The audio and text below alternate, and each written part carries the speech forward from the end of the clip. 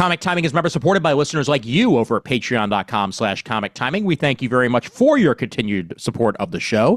For as little as $1 a month, you get behind the scenes access, including some articles by Chris Nautis. Want to know what it was like to rewatch King of the Hill for the first time all the way through? Well, she just put out an article about that, plus some behind the scenes access, some behind the scenes audio, video, whatever we can throw your way. We thank you very much once again for your continued support over at patreon.com/comic timing. And if you want to give a one-time donation, that's available over at paypal.me/IAM sci-fi. Thanks for the money, guys. You guys are great.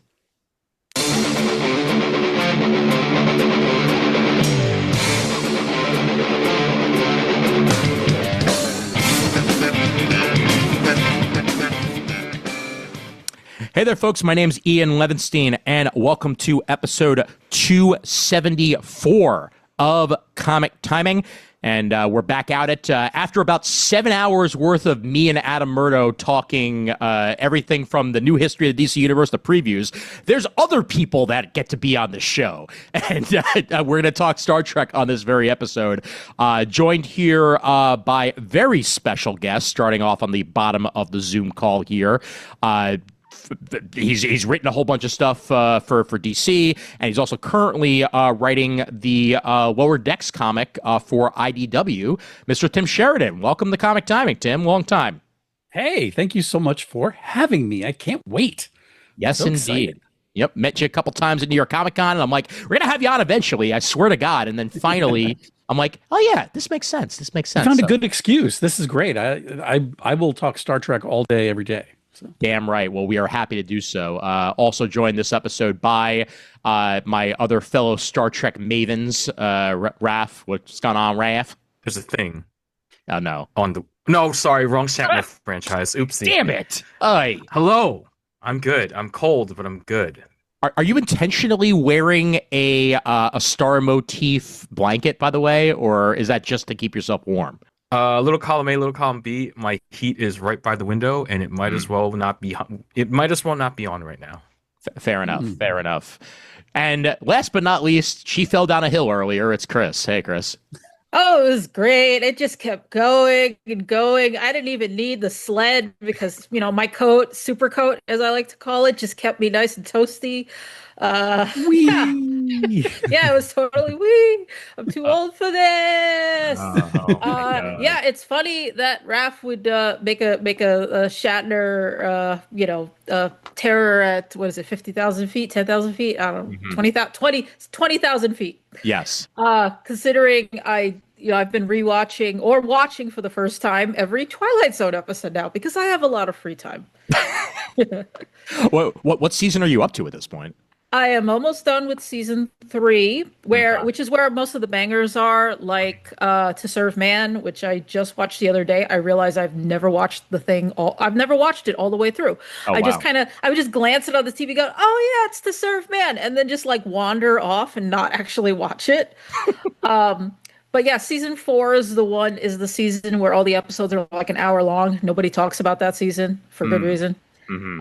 But it's been fun. It is also interesting to me to see how often you'll see themes that were laid out in the Twilight Zone that later reappear in other series. Mm-hmm. I was telling Ian, just via chat or whatever, that like To Serve Man, you can see it in there's like the episode of Stargate SG-1.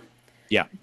What are they called? The Ashen, and they were like giving us everything we wanted, but mostly because they were going to take over the planet later on. And then there was Torchwood, also kind of did the same thing. So yeah. Yep.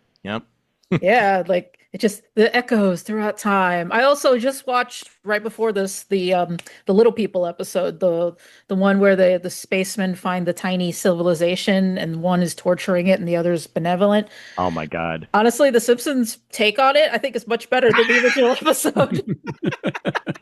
I feel that way about a decent amount of things, to be entirely honest with you. Like The Simpsons does some really good takes on classics over the years. Yeah, well, I think it's just mostly because they added a little more complexity to the storyline with the competing religions in the Simpsons episode, which they don't get to talk to or see these tiny little people in this Twilight Zone episode. So it's a very kind of shallow look at the idea that other series would do more in depth besides The Simpsons. Also, was I thinking of the Orville did that episode like that? Yes. I've created Lutherans. It's so good. So good. So damn And good. Colossal. Remember Colossal? Oh, yeah. No, absolutely. Yeah, that was the entire plot of Colossal. So anyway, hi, I'm here. Yes, I am the reason Ian likes Star Trek in the first place. So I mean, look, I had watched a bit of it before I knew you, Chris, but like you're the one who got me to watch a lot more of it. Okay, so funny story. One of the first episodes of Star Trek that I ever watched, Tim, was when I was a kid, and I randomly put on PIX Channel 11, and they were showing the episode of Next Generation with the devolutions. Season 6, I think. Yeah. 7. Okay. 7. Scene 7, episode like 7. Is it 7? 15? It's in 7. It is 7. That now is I know very... why you didn't come back for a while. You're damn right, actually, because I was just young enough where it gave me nightmares that night. I actually like that episode a lot. I remember having a need to nightmare watch it where again. Worf attached me where Worf attacked me. So that was Okay, I do love your little verbal flub there I know. because it like that's a fic. You just wrote a fic, Ian. Comic timing fic. Oh, that is an episode that I skip all the time, and I probably really at this point need to go back and watch it again because I bet I would love it. But it's for some reason I didn't. It didn't work for me way back in the day. So I always skip through that one. I don't know why. One of my favorite parts of that too is just seeing like Caveman Riker with the gremlin ears for no reason. And how much different he isn't. Oh my God. Yeah, exactly. That's true. He's still getting on chairs the same way, even when he's a devolution caveman. You know, You didn't even know that was a caveman sit. That's what he's doing. No, The Riker maneuver is a caveman move. So I feel like this is actually a good thing if people wanted to talk about what got them into Star Trek in the first place. Oh yeah, I was actually going to get there, so it's a damn good way to get into it. So Tim, might as well start with you, man. Like, how did you first dip your toe into the world of Trek? I think it's been a while because I have been a devoted Trekkie my whole life. But I think it started with reruns of the original series when I was growing up in Rhode Island. I grew up in a very small town, and I was basically raised by television. There was no suburbia where I was. I lived out in the woods, so we got 3 channels, maybe a couple of UHF channels, and I remember when they started playing Star Trek every afternoon, the original series, and I just couldn't get enough of it. I loved it. I didn't even necessarily understand everything that was happening. I mean, there was so much commentary. There was so much great sci-fi that was being done on that show that as a kid, I didn't know the history. I didn't understand necessarily what, when they were commenting on race relations or war and peace and how that related to the world. That all came later on, but it was still just great storytelling. It was still great, fun science fiction stuff to watch. So I watched that. And then I remember it was shortly after I got into it that they announced that the Next Generation was happening. By the way, I think I knew about the movies. I may have, when I was watching the original series, the movies were happening. The original cast movies were happening. So Wrath of Khan and Search for Spock and Voyage Home just also were it was around me all the time. I was bringing it to myself all the time. The Next Generation started. I was there from the very first day. I remember watching the Encounter at Farpoint on my because my parents were watching their own show on the big TV. I was watching it on a little 19-inch TV, a Philco television in their bedroom, sitting close to it, watching Encounter at Farpoint. And then I went to my first Star Trek convention in 1989 when they were promoting Final Frontier. And I met Nichelle Nichols, and all of these things changed my life. And I've been, just constantly, I always have Trek in my life in some way. Today, in fact, I recently got a 3D printer. I printed a Star Trek 2 Type 2 phaser today. to give as Nice. a gift to my friend and mentor Jim Krieg. Today is his birthday. Every birthday, I always do lines from Star Trek 2 between Bones and Kirk with him. And instead of giving him Romulan ale or spectacles this year, it was a Type 2 phaser. That's awesome, man. Anyway, Yeah. I have them. Yeah, this is what I mean. It's like even today, I'm just like, there's Trek going on in my day. I owned the Next Generation phaser that I got when actually this very beard that I've had for many years, I initially grew so I could be Riker on Halloween. And Wow. I remember that. Yep, and this beard lasted a lot longer than that costume. So I thank Next Generation, and I thank that for that, because the only Riker that matters is a Riker with a beard. Okay, season 1 Riker didn't exist. Like, I swear, man. Like, he just looks so much better with it. Thomas Riker? Okay, all right, a little bit. Is goatee Thomas Riker a Riker? Is that He still has facial hair, man. I He mean, does. You're right. That's what matters. I love when he tears off the pieces of the beard. I just literally watched a video that referenced that. They were like goated, literally, as he pulls off the.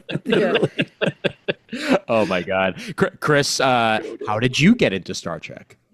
Oh gee, it's a long and winding road. It's been a long road getting from There to here. here. no. I mean, it's been a long time, No. but your time is Yeah. finally here. Yeah, no, I mean, it's kind of weird because when I was a kid, I would remember my first real experience with Star Trek was being at like my grandmother's house in Puerto Rico.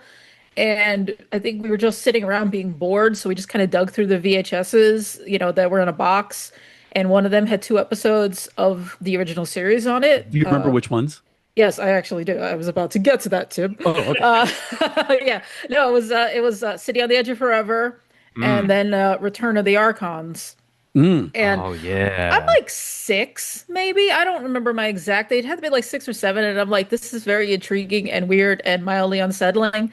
It didn't make me into a diehard, but they did stick with me for years and years and years. Where I formally joined the ranks, I would say, was being at an aunt's house. And it's like a birthday party. I'm bored out of my mind because it's a grown-up birthday party. It's not the fun birthday parties, with cake and confetti and everything. It's just adults drinking. But I go into my aunt's bedroom and I just turn on the TV and it's the Next Generation, and I'm just like, yeah, I'll just watch Star Trek. Star Trek's fine. My parents love Star Trek, and it was Best of Both Worlds Part 1. It was the premiere of it, and I watched it, and when Riker went fire, and it ended, and I was like, what's going on? And then after that, I had That to was watch, the craziest summer. Oh yeah, my I had to God. watch every episode for the first time. I was like, this is the greatest show I've ever seen in my life. So wait, so you watched the cliffhanger, and then the next episode, you were seeing it when it happened. So the next episode you didn't get part 2 right away. No, that happened to be the first one where I sat down, I paid attention. I kind of had an idea of who the characters were. So I understood the captain is the captain, and Riker, is all that. So, but it was just like, what is this? This is amazing. These people nowadays who don't know what it was to wait all summer Yes! long. Oh my Conclusion. God. Oh my God! Like the closest we get to that now are like ABC shows that go into cliffhangers, like stuff like Will Trent does not do what Star Trek did. I mean, it's a great show and I love it, but like if you pull a cliffhanger on that, you're only gonna have to wait like 4 months or something like that. Yeah, but we're still getting cliffhangers, and it's worse now because Yes. Severance season 1 ended on this huge cliffhanger. Yeah. Mhm. And then we had to wait 2 years to get it Yes. resolved. Absolutely. Or And then, even Strange New Worlds. Yeah. Yeah. Even Strange New Worlds, the cliffhanger with the Gorn. Yeah, I didn't really care that much about that cliffhanger. I think is the bigger difference there. I mean, Yeah. we could do a whole episode about, about stuff like cliffhangers and how does it work in the streaming era. And the thing is, they have to make the cliffhangers weaker Yeah. because there could be a forever wait Well, between seasons. there's another piece of that too. And by the way, I'll join you for that episode so I can bring this little nugget to you from a writer's perspective in television, especially. The Next Generation model that Deep Space Nine and Voyager and Enterprise followed was a teaser and 5 acts. And there were cliffhangers all the time throughout the episode, small cliffhangers that got you to come back after the commercial break And that was how you structured an episode of Star Trek. And now in the streaming era, we don't have to break for commercial anymore. So the structure of a Star Trek episode is completely different. And it's thrown the storytelling into a whole new, it's going through a wormhole now is what's happening. Well, that's fascinating that you mentioned that in particular, because I especially noticed that when I'm using a streaming service that I paid the extra money to get rid of the ads. But even the ad breaks on a streaming service are not the same as the teaser and 5 acts thing. Absolutely. No, they don't even key them so poorly. Yeah, even when they have the gaps, they don't use the gaps. It's so frustrating. Well, they write basically they write a 3-act story rather than the old traditional way. Now. Also, I missed the stinger. Like when it goes pew, dun, dun, dun, dun, dun, dun, dun, and then you go to commercial and you come back from commercial, the same tune. I also missed next time on Star Trek, The Next Generation. This is what I was adamant about bringing this into my Lower Decks run, because now I've got last time in Star Trek Lower Decks, the first page will give you a bunch of panels, things that may or may not have happened in the book or throughout Star Trek history, altered in weird Lower Decks ways, and then sometimes it's next on at the end of the book. But like I just have, because I hear that voice in my head all the time. Next time on an all new episode of Star Trek, The Next Generation. I absolutely don't go on binges where I just watch a whole bunch of those on YouTube or anything like that. That's crazy talk, like and 80s. They have 80s ad compilations. How could you not watch those every now and then? And it was Majel Barrett too doing the last on, right? When there was it was always the computer voice. Yeah, it was but it had like an extra bit of warmth in it when she did that, because it wasn't exactly her computer voice. That's true. Before we get too off track, by the way, Raph, give your how you got into it story real quick. Oh well, it's a little more straightforward. I'm a child of the '80s, meaning my parents went to work and my babysitter was the TV. Yes. So what I can remember. So Star Trek Next Generation started in 1987. I was 3. Mm-hmm. I started watching from season 1. The first episode I can remember is When the Bow Breaks, season 1, episode 17. Oh wow! Which is the one where the bow breaks. Yeah, that's the one where they go to the planet Aldea, that has the shield, and the shield turns out to be killing destroying the fertility of the adults there. So they kidnap the kids, including Wesley, and Wesley starts a strike in order to get everyone back.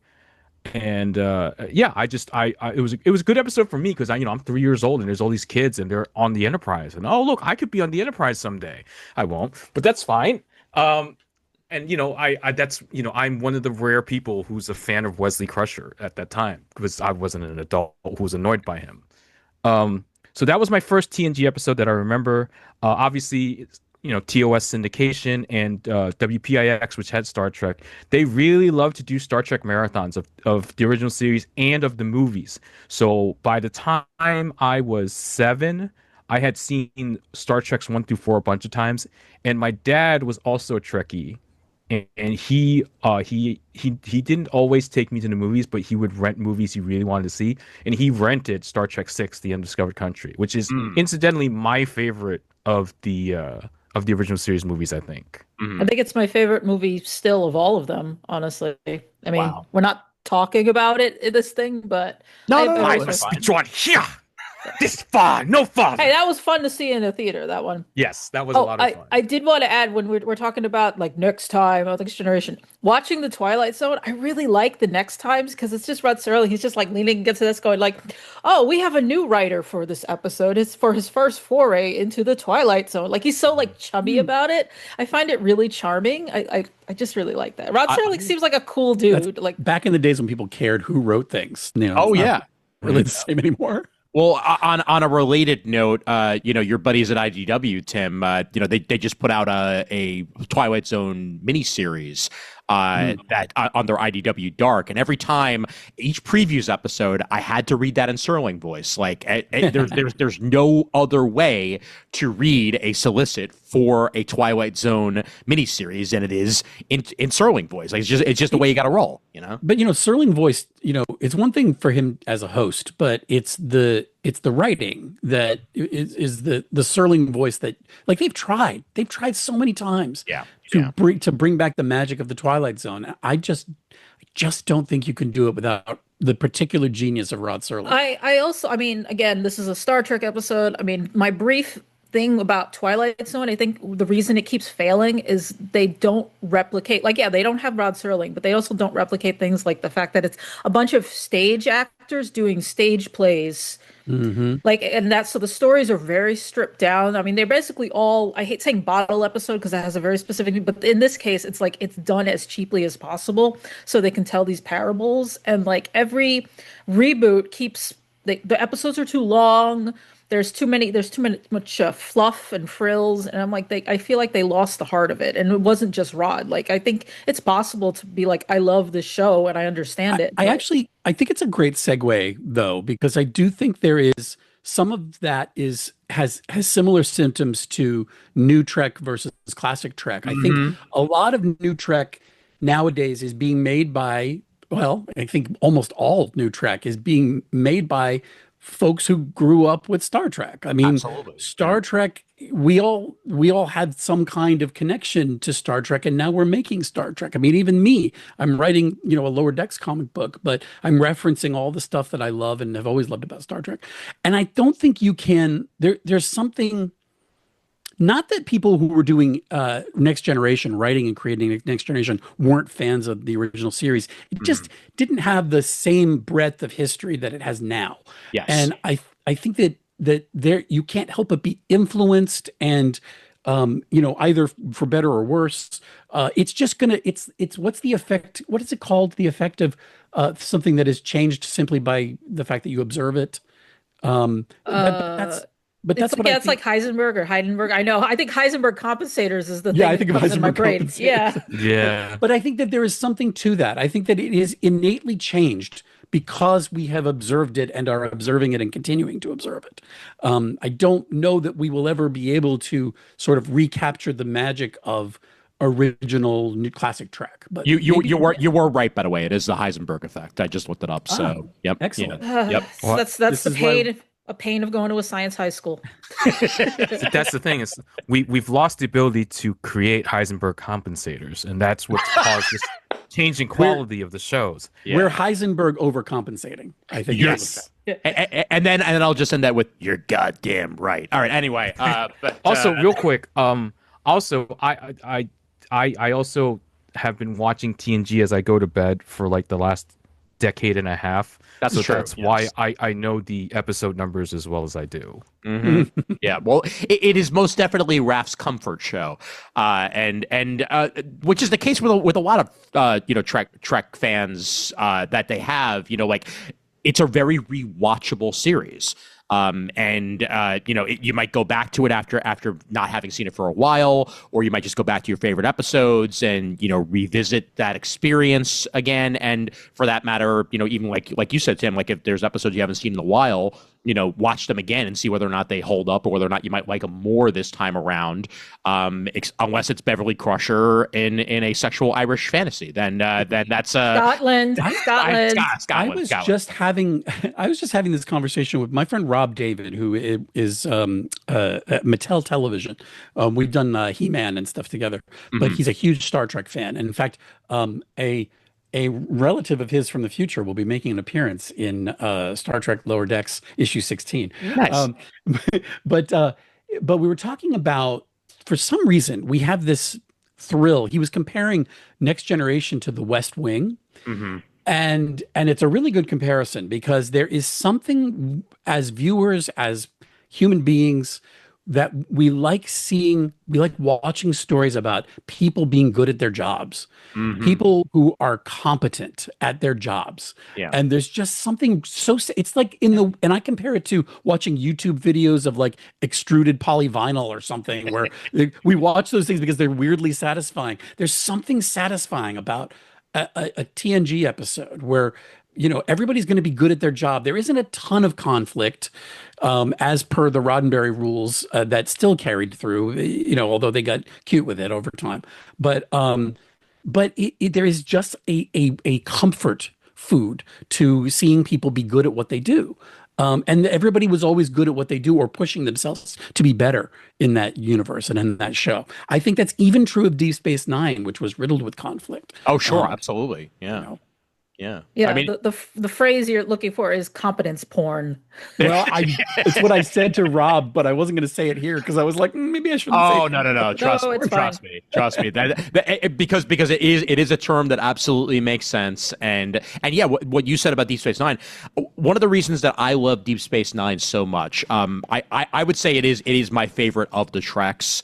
For its deep lore, for the storytelling, for the character building, for the character growth, is that even with the conflict that occurs, even with the with the characters in the shows themselves, they may not always like each other depending on the moment, but they always make it work. And even I mean, with the whole Dominion War story that took place, like that was an epic. It was a literal epic in Trek form. What do you guys think about the like? There was a thing on Deep Space Nine which was interesting, where a lot of characters kind of pretended they didn't like each other. Yeah, that's true. Yeah, but you knew they did. There was something, and there's something about that speaks to family. Like they were family. Like they didn't have to like each other. Yeah. They were together in the same house, and they had to learn to get along. Yeah, I liken it to a giant polycule, honestly. Yeah. Like if you've ever seen that post about this is my my boyfriend Miles and his wife Keiko, and and her girlfriend Kira, and Kira's boyfriend Odo, and Odo's hate boyfriend Quark, and And let's not even talk about Julian and Garrick. Oh my God! I think it was, but it starts with Julian, and then Hey, that was one of my favorite moments in Lower Deck, where even if it was an alternate universe, it became canon. So that's fine by me. Great. but yeah, the show itself has evolved and changed, and obviously there was quite some time where there was no Trek on TV. We had the Abrams movies, and that was fine, except for the second one. I stand by. I hate that thing. But that's I don't like it, but I really think if you just take out the fact that he's playing Khan Noonien Singh, you made him another augment, it'd be a fine movie. It's just that one little detail that ruins an entire movie. I don't want to. I'm not here to poke holes because I love so much stuff, but I would like someone just once to explain to me how the Romulan ship coming back in time made Khan an Englishman instead of a Mexican playing an Indian. It makes no sense. I don't understand how that's not a timeline deviation at that point. I don't get it. I just wanted you explained for me. That's all. I'll go with it because Benedict Cumberbatch is really cool, and I'll go with it. But you gotta throw me a bone. You gotta give me some reason why that can happen. Scientifically. I agree entirely with you on that. And the worst thing about that movie, except for the fact that we were online for a free screening of it, didn't get in, and then went across the street, spent way too much money on an RPX screening of it, and then didn't like the movie. But what the worst thing about that was, no, he's not Khan. And then you go see it, and you can literally see the lens flare of J.J. Abrams winking at you and being like, maybe I was phoebing, it just. I know. I don't remember what I said, but I'm sure I was whispering at you, I hate this. I hate my life. I want to die, Ian. Kill me now. It's the same reaction I had to Man of Steel. Oh, Lordy. Oy. Look, we all know this general podcast feelings and opinions on Man of Steel, and we're going to go ahead and huddle in a corner and be glad that we have the latest Superman movie. But anyway, Really? So is your ire is reserved for Man of Steel more than Batman v Superman? no, Batman v And I Superman. ask simply because in my experience, because I talk to in my line of work, a lot of people want to talk about their opinions about those movies. That's very true. And typically they say, you know what, Man of Steel, they typically have some good things to say, and they feel like it could have gone in a good direction, but they feel like Batman v Superman might have turned it for them. I learned my lesson with Man of Steel and didn't go see Batman v Superman in the theater. At least as far as I remember, I did see Justice League in the theater, mostly because I was bored and I went to the movies and they literally had one seat left. And I'm like, well, there's my evening sorted. I will say the first 30 minutes of Man of Steel are excellent. I still say that. You can listen to the original recording where I go off on Brent. Like it is still true to this day. It just goes almost entirely off the rails after that. Batman v Superman is an irredeemable mess. So yes, it is like Star Trek though, in that like the J.J. Abrams movies, it is sort of like that's what we had, that's what we got. Exactly. And I always say this when people complain about like my DC movies or things that I've written or things like that. I always tell them, look, it's a great big beautiful multiverse, and like we can exist in our corner of the multiverse. Another version of it can exist in another corner.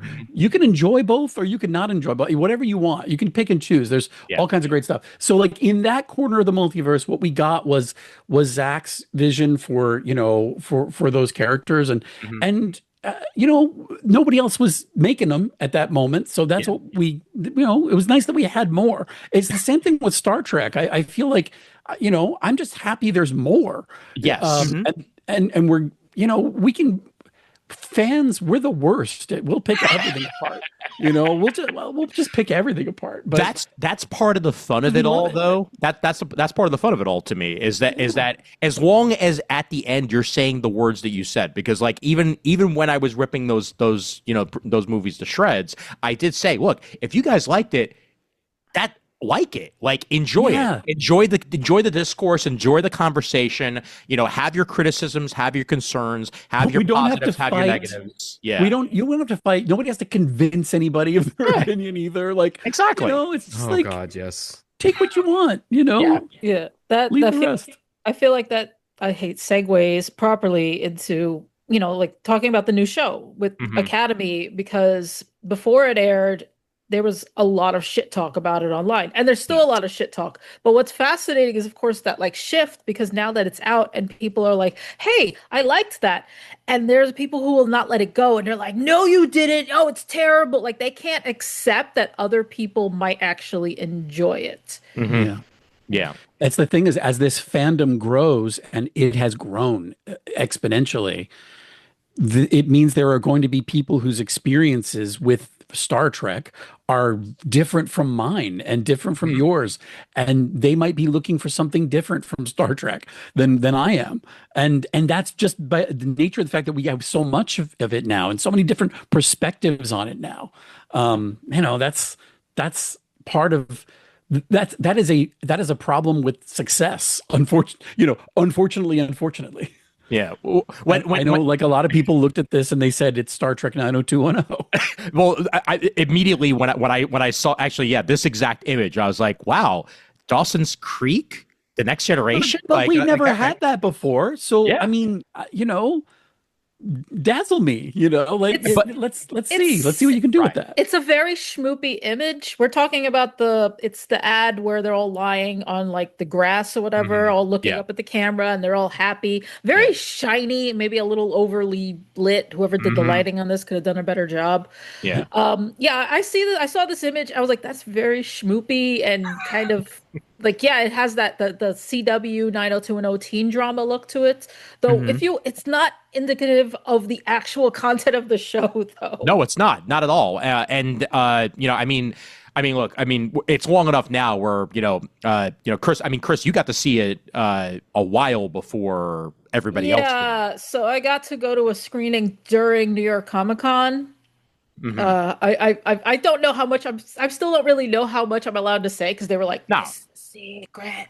Secret. But yeah, I got But, I to mean- watch the pilot long before a lot of people did. So every time I saw the buzz online of people just being like, "This looks terrible," and I'm like, "It's kind of fine." I didn't love the pilot, but I did. Yeah, I have the screener, so I've actually seen the first 6 episodes at this point. Yeah. I'm only allowed to obviously talk about the ones that are out already. Of course. I could probably And I talk would a little- and I would only want you to because I haven't seen 4, 5, and 6 yet, Yeah. Chris. And you don't want me to get kicked off of the list, Ian. That too. Yes. That's true too. 100%. I kicked off the list is one thing. You should see the numbers on the NDAs that I have to sign. Oh my God, please. I can only imagine. I bet. I say one word and it gets. We're talking, 6 or not 6, 7 figures. Oy vey. I can neither confirm nor deny whether I've signed NDAs in my lifetime. but That's the good. Star- That's good. The Yeah. Star Trek one was, it wasn't. I don't even know if I did, to be honest. So If I remember talking to you afterwards, it was basically just make sure you don't talk about this, okay? But now it's long afterwards, and that you can. yeah, it's weird. I've actually met people who worked on the show, and they're all very lovely, and I wish them all the best. Regardless of. Yeah. I mean, I'll admit I like the show. I don't love it, but I wish them all the best, and I want the best for these children. I'm glad they're making them. I'm just keep making more. Keep these people employed. Keep them working. Well, There's not a lot of TV being made. And talking in particular, I mean, what you mentioned, Tim, is actually a really good point. The making things that haven't been made before. The whole point of Star Trek, where no man has gone before. It's literally the slogan, and I think We can go with where no one. Exactly. Yes, very good point there. Yes, where no one can go before. Thank you very much. That's what I said in the first place. Anyway, but I think that one thing that they've attempted to do with these Paramount Plus shows, originally CBS All Access, I still stand by that was a better name for the service, but so be it. That they attempted to not redo what came before. They tried new and unique and interesting bents on Star Trek, even when they were quote unquote retreading water and making stuff like Strange New Worlds, which fills in gaps in existing continuity. Discovery starts out in one era, leaps way after any other era that was taking place. And but it's not that's like why that we was have Starfleet Academy in the first place. It's not like that wasn't their plan from the beginning, though, right? I mean, No. it's it's an interesting thing about Discovery because it became a series about discovery. I don't know, honestly. 'Cause there's the thing. I agree with you that it feels like they had no confidence in their original setting, which they shouldn't have, because I'm not a big prequels. I wouldn't go so far as to say they didn't have confidence. I just know that behind the scenes there were a changing of the guard that kept happening, and I think that naturally the creative direction of the thing is going to morph and change. Well, it happens with every show, but in that one in particular, it felt like they took big chances and big swings. Yeah, because I think there was the Calypso short that was alluded to, and at the end of the show that they went back to it to try to kind of patch up that continuity gap.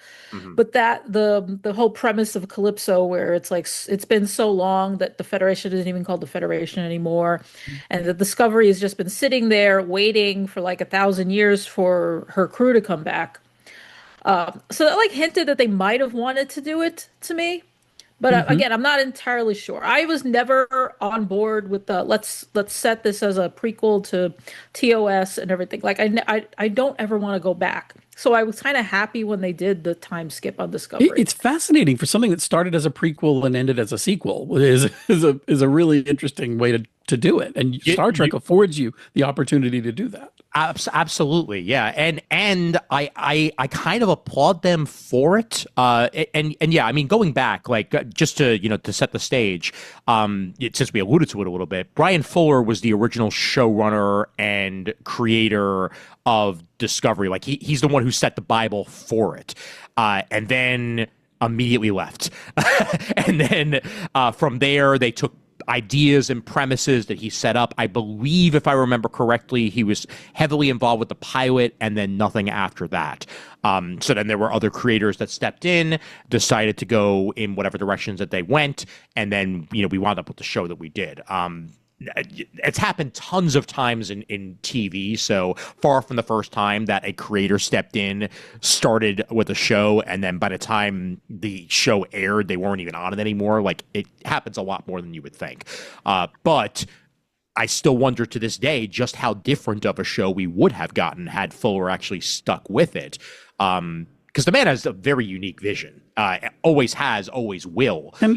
So I feel like I keep veering us off topic slightly. However, let me tell you a very quick anecdote here. Yeah. Which is that when I first moved to Los Angeles, right out of college, I was a young buck. And I think I'm the oldest one here on this call, but I was a young buck, just new in town. I met new people when I came out here. Some friends invited me to a garden party they were having at their home in Burbank. And I went to this party, and it was just a lot of people out in the yard having a lovely time. And these friends who didn't know me very well, they knew that I loved Star Trek. And they said, "Oh, you should meet our friend, Brian. He loves Star Trek too." And so I was like, great. So they introduced me to Brian, and we're chatting. And Brian says, well, what do you think about, and by the way, this is it's a long time ago. He says, what do you think about Voyager? Mm-hmm. Now, at that moment in my life, I had a lot of questions about Voyager. I am a huge fan of Voyager now. Mm-hmm. But at that time, I had a lot of questions about it and some comments. And well, I was really upset that it felt like they had this great premise and they kind of left it right away. Like the idea of the two crews just was gone from the second episode. Oh, yeah. Yeah, for sure. Except for some moments. Anyway, I voiced these opinions to this lovely man, Brian, and told him, I'm not into this Voyager thing. And I learned a valuable lesson that day because that man was Brian Fuller. And no one told me. I had no idea. I just met a guy named Brian and bitched about Voyager to him. And the worst thing is I'm such a huge fan of Voyager now, having watched it a million times. Yeah. But that's how Brian Fuller and I didn't become friends. Oh, what an almost worth the price of admission alone, Tim. And what a story! Holy shit! It is one of the great tragedies of my career. Just a great tragedy. Also, personal life. Like, he was a nice guy. He's a nice guy. Yeah. I have a lot of friends who are friends with him, but I think I missed my chance. Well, look, at least you're both involved in some way in the Star Trek universe. I got there eventually. I Exactly. did. I got there eventually. Oh my God, yeah. But and by the way, I got there because of Lower Decks, which I think it's so completely different than the other stuff in the new Trek, realm. But to me, it is so Star Trek. It is so unbelievably Star Trek. It's a love letter. Every episode of the show, every issue of the comic, it's a love letter to the entire franchise, and it's so much fun for fans. My husband is not a Star Trek fan. Mm-hmm. And I have tried so hard to get him into Star Trek, and he's never really been motivated to. However, he saw every episode of Lower Decks. It's the most Star Trek he's ever watched. He didn't need to know all the references. He loved the show so much that when they offered me the comic book, he's like, "You have to do it." To be honest with you, I think of all the new the current age Trek shows, even now, I think Lower Decks is still my favorite.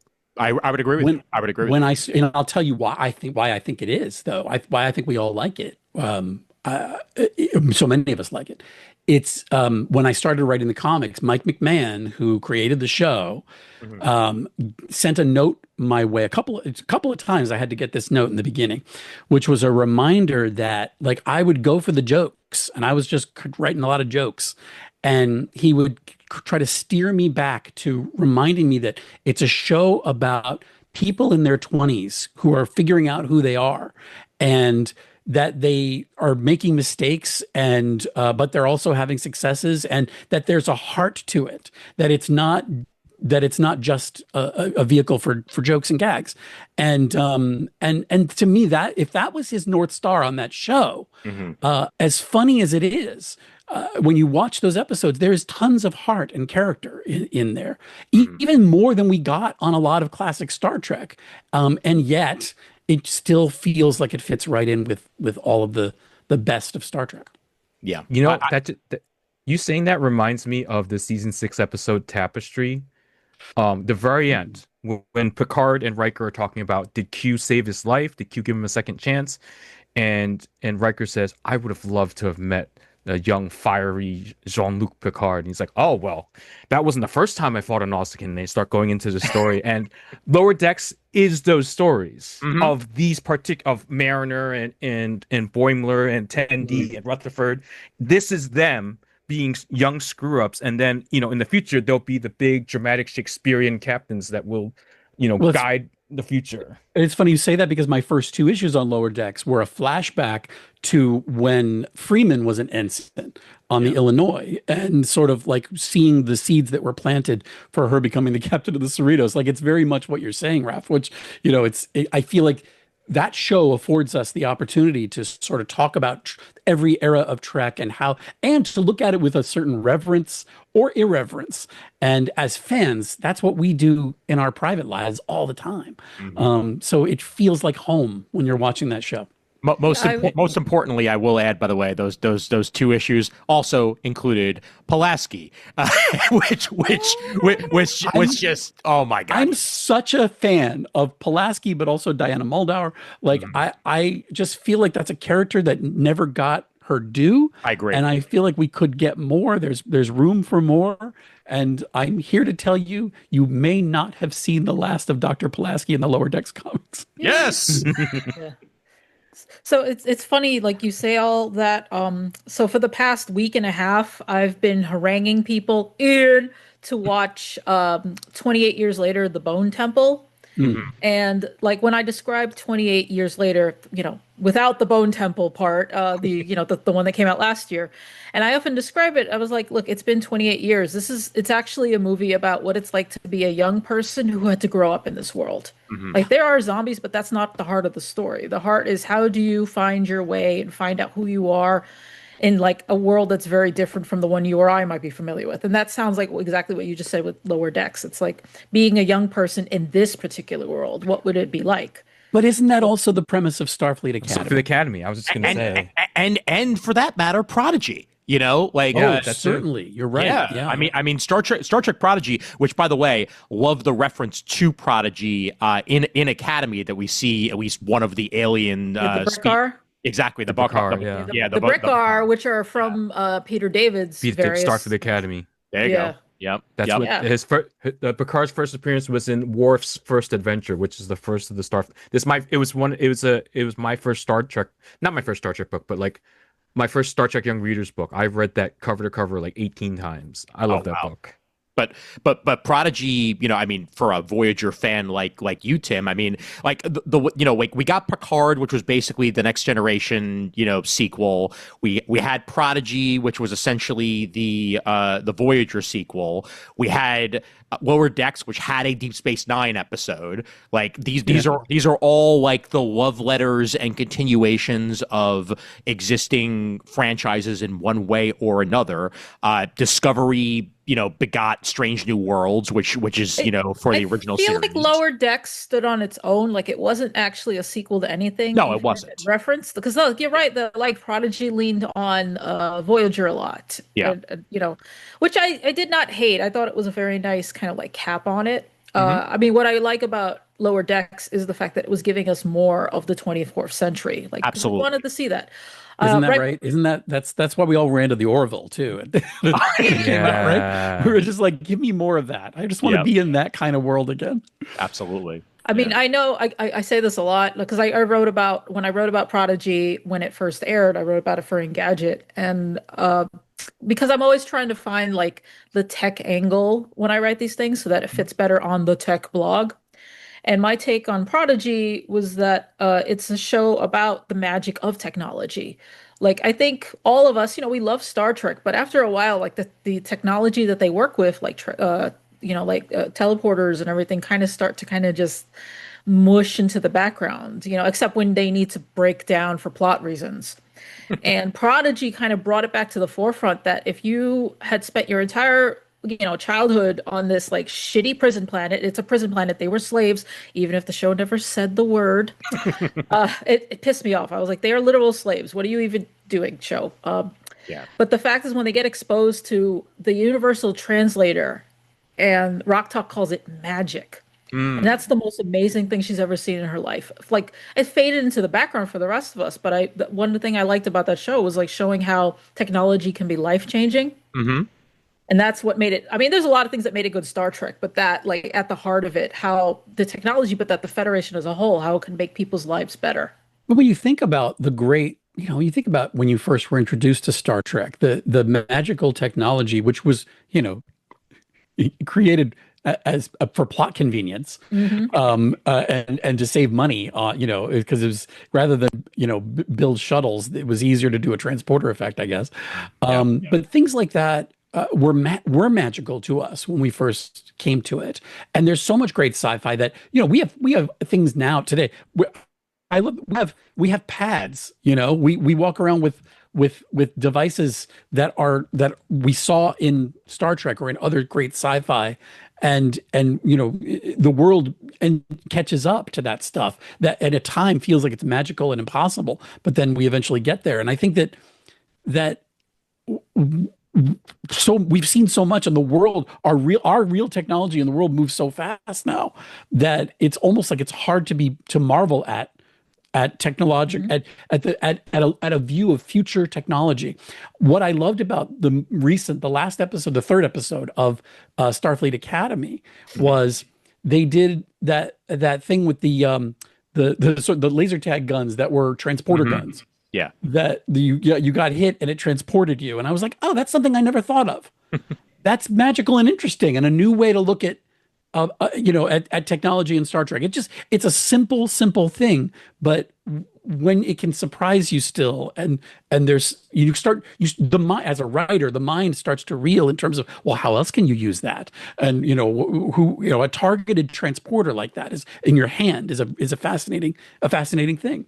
Well, actually, so I'm always looking for that magic and that awe factor. In the Next Generation movie Insurrection, no, the Baku were transported to the Sona ships via transporter tags shot by guns. That's true. You're right. They were. You're right. It is different. Right. It is different. It is slightly different, but you're right. That is what happened. They shot the Baku. Yeah. I watched so much Star Trek. I blocked that out so many times. It's okay. I would say, like, you talk about the teleporter thing, even just having practical jokes that involve teleporting people into weird places. Yeah.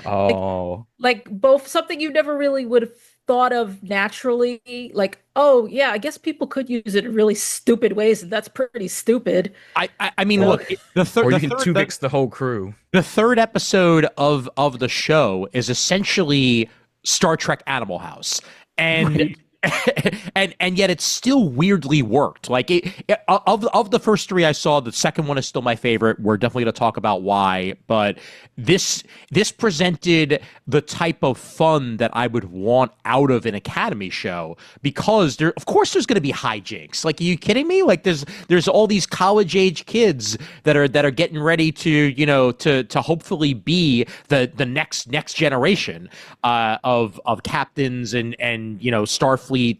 Everything. Also, I point out young people who are given access to technology they've never had access to before. Absolutely, yeah. I mean, which is college in general. You're like, oh, I get to play in a chemistry lab now, and then suddenly the lab is flooded with green slime. Is there something you need to tell us? No, I mean, I did go to I went to a science high school, so stink bombs were a common occurrence. I'm not Was surprised. it called Science High? Because that would be great. No, it's Stuyvesant here in New York City. I had to take a test, like that was basically the SAT. And half the people I know who went there now are riddled with depression and anxiety. So don't send your kids Aha. there. You know what? I got into Bronx Science. I didn't go, and I'm still riddled with depression and anxiety. Yeah. Good I for just want to you. say, I want to say, Raph, you've let me down. You could have been the mayor of New York. I That's know, true. right? That's true. I could have been. You could have gone to school with mom. All right, anyway. No, But it's too young. Too No, young. he's too young. Too young, He's too my young. brother's age. that's true. But That's true. I was gonna say about Academy, because we were talking about the third episode. Mhm. For all the people that complained about that poster and how it looks like 90210 and very like teen drama, Yeah. I would say that episode 3 was the most teen drama of the 3 episodes so far. Yes. And I didn't have any problems with it. It was very natural. It wasn't overdone. There weren't these long, protracted scenes about, oh, I like her. You should talk to her. Oh no, I'm not going to talk to her. And spending the entire A plot is just, will they have a conversation or not? Which a lot of CW shows would do. It was just, oh, look, there's the Betazoid girl I met last episode. I'm going to talk to her. And it's the further development of their storyline in the background of this whole entire prank war between, the War College and the Academy. You know, which I'm was gonna say, done very well. You know, I'm gonna say it, Raph. What do I have to bring up every single time we talk about a teen version of a space show? Of course, I bring up Wormhole Extreme from Stargate SG-1. Dude, I thought you were going to say Starship Troopers. I was like, excited. No. well, okay, that too, but Would you like to know more? dude, she's totally a Goa'uld. Like there's none of that going on. Yeah, but I was still gonna do her. Oh man, I'm a huge SG-1. Like Stargate is as much of my star blank as Wars or That could be a 4-hour episode of Comic Timing of us Oh just my talking God. about it and about how MGM has completely dropped the ball on the franchise. which hopefully they will be reviving it soon. There's been talks about it, so they may very well wind up actually giving us either a reboot or a continuation of Stargate in one form or another. Hopefully soon. We'll see. I think there is one happening now, right? Yeah. Yeah. So it's an interesting thing, this third episode, but also all 3 of these episodes of Starfleet Academy, because I am reminded that so many, and maybe this is why I love Deep Space Nine too. So many of my favorite Star Trek episodes involve very few stars and very little trekking. Yeah, no. That my favorites tend to be on the ship, smaller episodes, localized stories about the relationships, about the characters interacting or solving a problem on board. I wonder what that is. And Deep Space Nine, I mean, obviously there's for quite a while, there's very little trekking to the stars happening.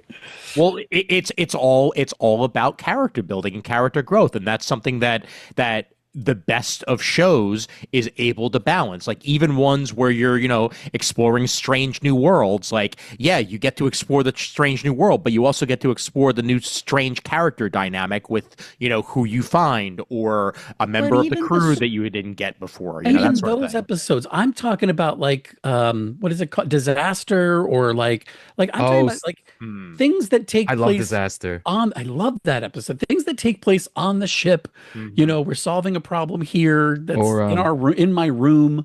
2 people talking about. A lot of that, by the way, was for budget reasons. And that's the case for a lot of broadcast television. You can't afford to do all the special effects every week or to redress Planet Hell again for you going to another world. So you keep it small. You keep it fewer characters coming to terms with something together in a room, and it keeps it inexpensive. And that's how you're able to do 22, 23, 26 episodes. Season Nowadays, 4's Drumhead, or season 3 where Riker gets accused of murder. I love those episodes. Those are 2 of my favorites. is that Frame of Mind? Is that? Yeah. I think so. Yes, Frame of Mind. There's No, Frame of Mind is the insane asylum one where he's doing the play, Yes. and then I'm not crazy. Yeah. I'm not crazy. what it's a fascinating thing, and I think that but now the budgets of these shows, we do maybe 10 episodes Yeah. And this is the same for all TV, not just Star Trek. Yeah. But we have streaming, so we no longer have a teaser and 5 acts. We no longer have 22 to 26 episodes to tell, to tell various stories. We're not episodic. Because we're streaming, we're serialized. So we have a story that's happening over the course of all the episodes. And so Star Trek now on paper is a very different experience than it used to be. And yet it perseveres. It has evolved and changed, and we've all kind of adapted to it and adapted with it. But I often wonder now, with the number of people that it takes to make a show a hit nowadays, it's so much smaller than it was when like Enterprise was on. Oh, sure. Or Voyager, or even Next Gen or Deep Space Nine. It's a smaller number that you have to hit to be a successful show in broadcast television that I long for. In fact, I really ought to set up a meeting, because I long to pitch a show to do a return to the Star Trek formula on broadcast television with a teaser and 5 acts, and just take that budget that you are making a beautiful 8 to 10 episodes, but spreading that out over 20 episodes so that there are, the lighting ends up looking the same, and we see the same sets over and over again, and just to kind of box ourselves in again. So we have to tell those character driven stories where we have to put two people in a room coming to terms with something or figuring out a problem together. Star Trek was a series of all bottle episodes, and now it's not like that anymore. So I would, and it's fine, it's good, it's new, it's different. But I'd love to see what would happen if we went back, because I think that just with a devoted Star Trek fandom that wants to see a show like that again, they would make it the most watched show on broadcast television. Now, I would watch it regularly. Yeah, I think what you're getting at, kind of like something, we've been talking, I say comic timing, but just the industry and people in general have been talking about, like, things like AI kind of removing the humanity from art. And I think part of that, like the fact that we now see is like humans as almost disposable, and that is because we've been downplaying the role that humans have made in making art. And I think these ballooning budgets are part of that. Like, oh, well, we can make a nice CG ship and it'll do a lot of stuff. I mean, yes, people still need to animate it, but you don't really think about the people when you see that CG ship. But in the old days, when you talk about budgets and everything, you had to rely on your actors. Your actors were your special effects. Your writing and, your pacing, your plot, everything was make or break on the back of actors. And to find an actor who can do comedy and drama, who could sing, who can dance, who can sword fight, like, you used to have to be really versatile to be like an actor. I mean, you probably still should be. I mean, you look at freaking, Timothy Chalamet is like, I'm going to learn how to play guitar because I want to be Bob Dylan. He didn't have to.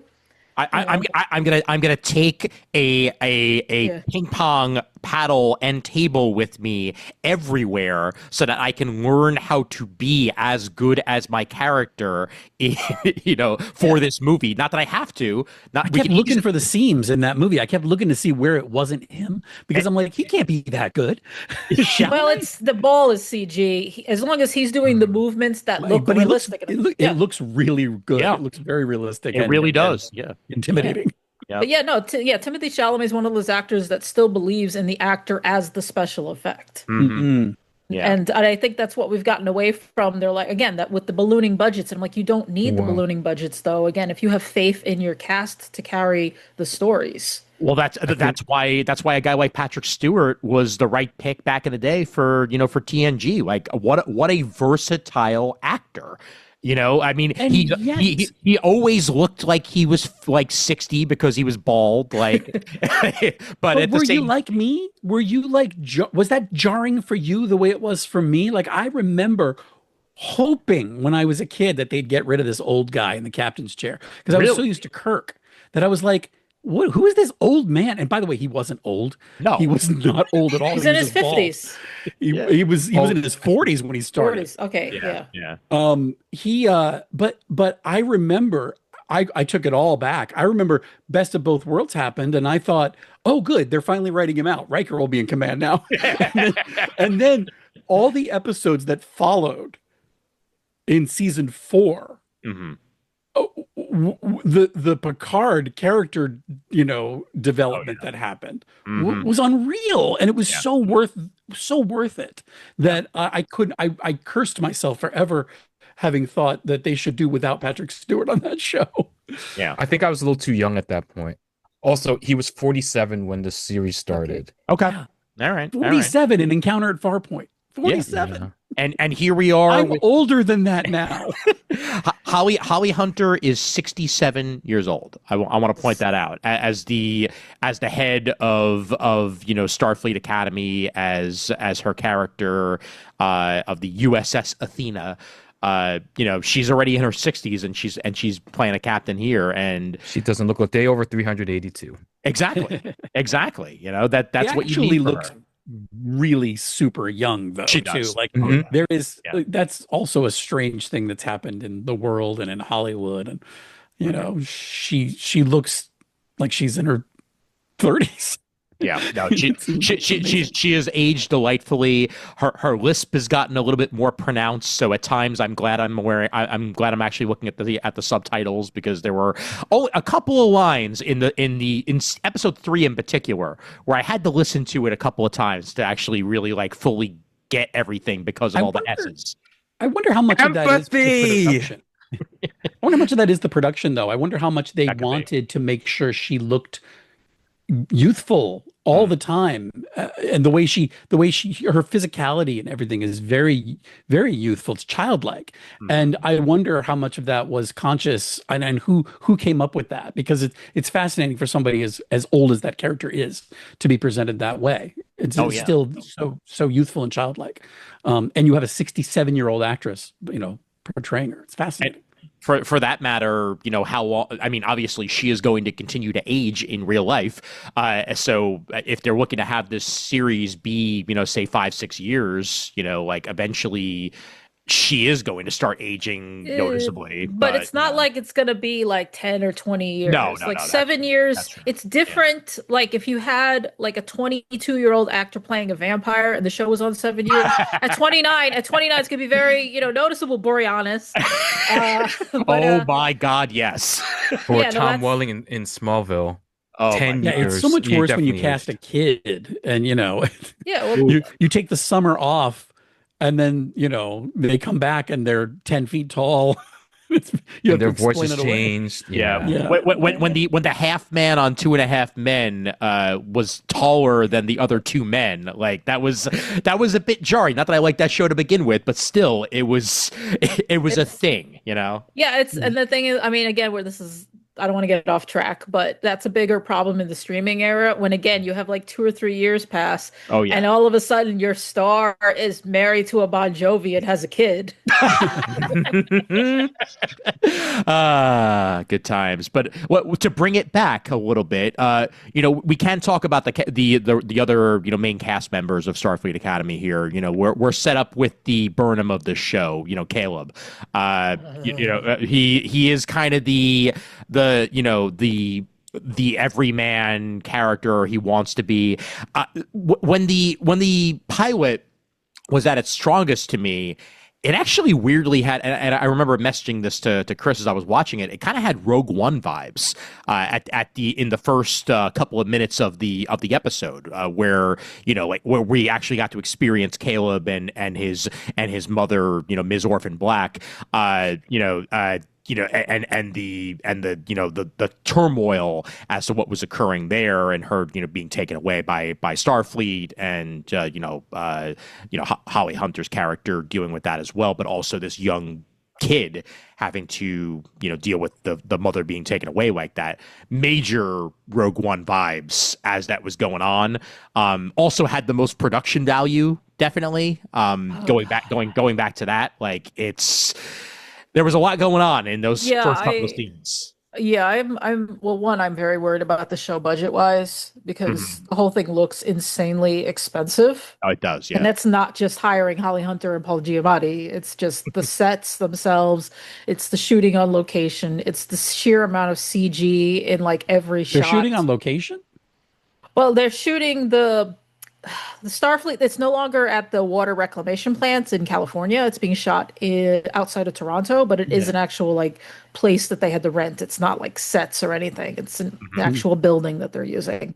Yeah. Got it. Yeah, but that's still, I think that is a cost saving measure. They're doing that. Like the reason why episode 3 is, is what it is, I'm sure, is so that we can pay for some space battles coming up. Oh, sure. Um, Yeah. Also, I heard the producer in an interview. They said it's not as expensive as you would think it is. Right. Okay. Okay. Wait, which Yeah, I mean, part? there's a lot of standing sets. I mean, a The- lot of the those budget. scenes are- The budget. budget? You're just talking about the budget in general. It's not like because I think the person interviewing them was like, "Oh, it looks like you spent so much money on this," and she said, "Oh, it's not as much as you think it is." So maybe there's a little bit of it's all Hollywood magic replicated. there. We just replicated Right, it. exactly. Yeah. Yeah, I They mean, just I'm found a curious. replicator. Because I think what gets me the most, what I think is like feels like the most expensive CG is the fact that people are walking through these hallways and they're like, let's stick a brick R in the background. Let's put an exocomp in this shot. Yeah. Let's put some of the dots over here. And I'm like, that's gotten expensive. I don't think it's as expensive though as it used to be. I think those things are they cost money, but I don't think it's like it used to be. I mean, I guess it depends on the studio because, I finally went I don't want to get off track, but I finally went and watched season 2 of The Sandman where they took Matthew out of the storyline because they said, oh, having CG Matthew, was expensive. So I have no idea what things cost anymore. That could have just been we don't want to pay Patton Oswalt, but I don't think Patton Oswalt is that expensive, Well, I mean, Who knows? yeah, it's also relative too, because I mean, my favorite movie of 2023 was made for like less than $15 million Yep, and and had won an amazing Oscar. CG. Yes, So- and it won an Oscar for special effects. Mhm. Going back to those opening scenes of the first episode of Starfleet Academy, I'm going to get myself in trouble. Uh-oh. Right? We're all here. I'm going to get in trouble because I'm gonna do a little walk down what if lane and say if I had been in the room where it happened, Yeah. I feel like I would have been the guy in the room fighting to not do those scenes. Okay. I think I would have been in the room pitching to start the episode with the Chancellor and Caleb on the shuttle arriving at the Academy. And I think that is influenced by my classic Trek background and upbringing. I think I look at a series, and by the way, it's also because I'm looking at 22 episode or plus seasons. I think of Star Trek, I think of meeting characters and not knowing their backstory when I meet them, knowing maybe a couple of details, but not seeing it. That is all fodder for me that gets to play out over the course of the series. The things we learned about Picard as the series continued, and we didn't know things until season 4. I mean, a lot of things. And it's wishful thinking that you're going to have that time to be able to develop the character over all that time and learn those Sure. things. Yeah. But there is a magic to that for me. I like us in Star Trek meeting professionals on a professional level and letting their backstory filter into the storytelling as we go and learning it through the course of storytelling season by season. But that's just it's a personal taste thing, but I think it's influenced by classic Trek. What do you think? Yeah, actually, Tim, you just made me think of the pilot of Voyager, where we just see Tom in the rehabilitation camp, and suddenly he looks up, and there she is, arms out. I'm Catherine Janeway, and I would like you to join my crew. In her big heroic stance. Yeah. And we don't know anything about Tom. We just know he's in trouble. Yeah, we got a little bit of information, but I don't remember where. I don't know that we ever really went back and learned a lot more, did we? But I think why he was in prison, we learned that. Yeah. Yeah, we Yeah, learned but why we he's in prison and didn't his go dad's into- an admiral. we didn't go into great detail. We didn't have episodes devoted to just that. No. You know, Not really, no. I think that so I mean, we do get bits and pieces. Of course, that's even later. Next Generation, we got a little bit of character, background for the folks that we were meeting as we began Encounter at Farpoint, but mostly we just had to kind of wait and let it play out over time. So I wonder. One thing I'm going to call it, Tim, is with the current Trek and with the Paramount Plus Trek in general, I call it Burnham syndrome, because Burnham, everything had to be about Burnham. We're always talking about Burnham. It's Poochie. Like from the like everyone should always be talking about Poochie. Like when Poochie's not in the room, we should be like, hey, why isn't Poochie in the room? That's kind of how they presented Burnham in Discovery, and I hope they're not going to wind up doing that with Caleb. He's not as annoying as Burnham was in the first season of Discovery. To be fair, I think they've already kind of de-emphasized him, because Yes. the third episode is more about the Admiral's daughter and the guy being hyper competitive. Yeah. And the second episode, while it is very Caleb centric, is also about the Betazoids. Oh yeah. It's way more about the Betazoids. It's way more about the adults. I love the ensemble Ake. stuff as it's developed. The fact that they went more ensemble in that episode is a good sign. Diplomacy, baby, diplomacy. Like, I mean, again, I can't give too much away, but I will tell you, episodes 4 and 5 are still very character centric. And then later on, we will get back into, Caleb's bullshit. So I will put this out there that I didn't, like I said, I was kind of mixed on the pilot. And it's partly because of Caleb's storyline and Caleb. Caleb was very grating because they created this I'm rebellious for the sake of being rebellious, and I'm gonna push back, and I'm gonna be he's just really obnoxious, like an obnoxious know-it-all in the first episode. But they kind of sand the edges off of that a little bit and make him more of a team player, which is what we want to see out of Star Trek, right? Like we want. But isn't it happening so fast? I get that we only have a few episodes, but it's happening so fast. It's really fast. Because by episode 3, he's part of the team. He's joined in, even though he didn't want to. And he's enjoying it. And it's already he doesn't even have that that. Oh, I guess I'll join you guys. No, he's already smiling, he's friendly with everyone, and right at the end of the episode. So yeah, it is a little bit expedited, but I think with only 10 episodes. Having said that, Starfleet and the Maquis got real chummy as of episode 2 of Voyager. Yeah, they've always had that issue. Much to Brian Fuller's chagrin. What I was gonna say, I don't like about Caleb's storyline, mostly because they keep emphasizing with our chancellor why am I suddenly forgetting what's her name again? Ake? Thank you. Ake, yeah. And she keeps on saying, oh, I separated a mother and her child. And I think that's the part where I'm like, but why? That makes no sense in the context of the Federation. I mean, you could send them both to you could send them both to the camp because it's barely a prison. We saw Tom Paris. Basically, it was like a resort. Would you like to come with me, Tom, on my starship? Voyager. Can I bring my mango juice? They just gave me my breakfast. Yeah, there's just a feeling of if this is supposed to be a better world, then why would that happen? And the thing is, yes, the burn kind of hurt the Federation. I feel like they could have given a little more lip service to be well, it is the Federation, but we had to do this. I'm sorry if I'm being my brain's a little scattershot right now. I guess what it does share with Discovery in that respect too is that Burnham wasn't the captain when that show started. Yes. And there is something about focusing on Caleb or focusing on anyone else and not on, how do you say her name? Is it Ake? Ake. Nala Ake. Nala Ake.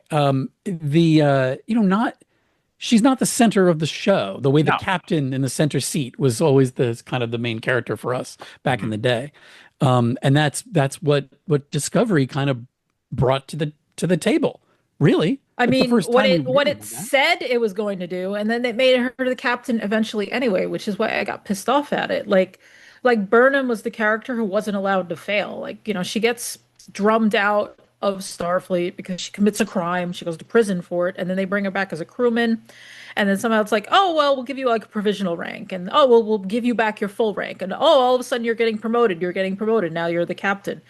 And that's where I got irritated because, when I said earlier about not believing in your own premise, the fact is that when the show premiered, they pushed the fact that, like, this is the first show where the main character isn't the captain, which, first of all, Star Trek is mostly an ensemble piece. So even Kirk and Picard, they're not the main characters. They are given, top billing, but after that, like, episodes bounce between characters all the time. So for Burnham to get as much attention as she did, that's what irritated me. Like, I probably wouldn't have given a crap about the character. Like, I would have been like, oh, she's fine, she's fun, but that's that. We don't get any of Detmer or Wosekun. No, not nearly as much until like the very last season, I want to say.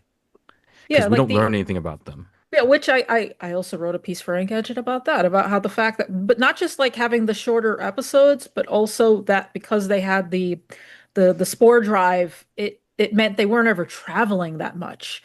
And traveling was one of the ways Star Trek uses to, like, let's spend some time with characters. Yeah, we had to redefine the Trek part, didn't we?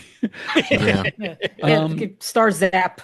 It's interesting. There is another comparison here to The West Wing, which is fascinating, which is, I think, the way they're using Holly Hunter right now is the way they intended to use Martin Sheen as the president, which is point. Yeah. Kind of like, a looming figure who comes in as a deus ex machina to kind of manipulate things, give you some advice, and then fade back into the bushes like Homer Simpson while you go figure things out. And that was originally the idea. And then Martin Sheen was so good, they eventually kind of did more stories with the president. But it seems like that maybe we'll see that with her character. Maybe we will see her become more prominent and more of that center seat captain role. It's also funny you mentioned that because I remember the original concept of the West Wing, as somebody who's listened to a West Wing podcast, was that, you weren't even going to see the president at all.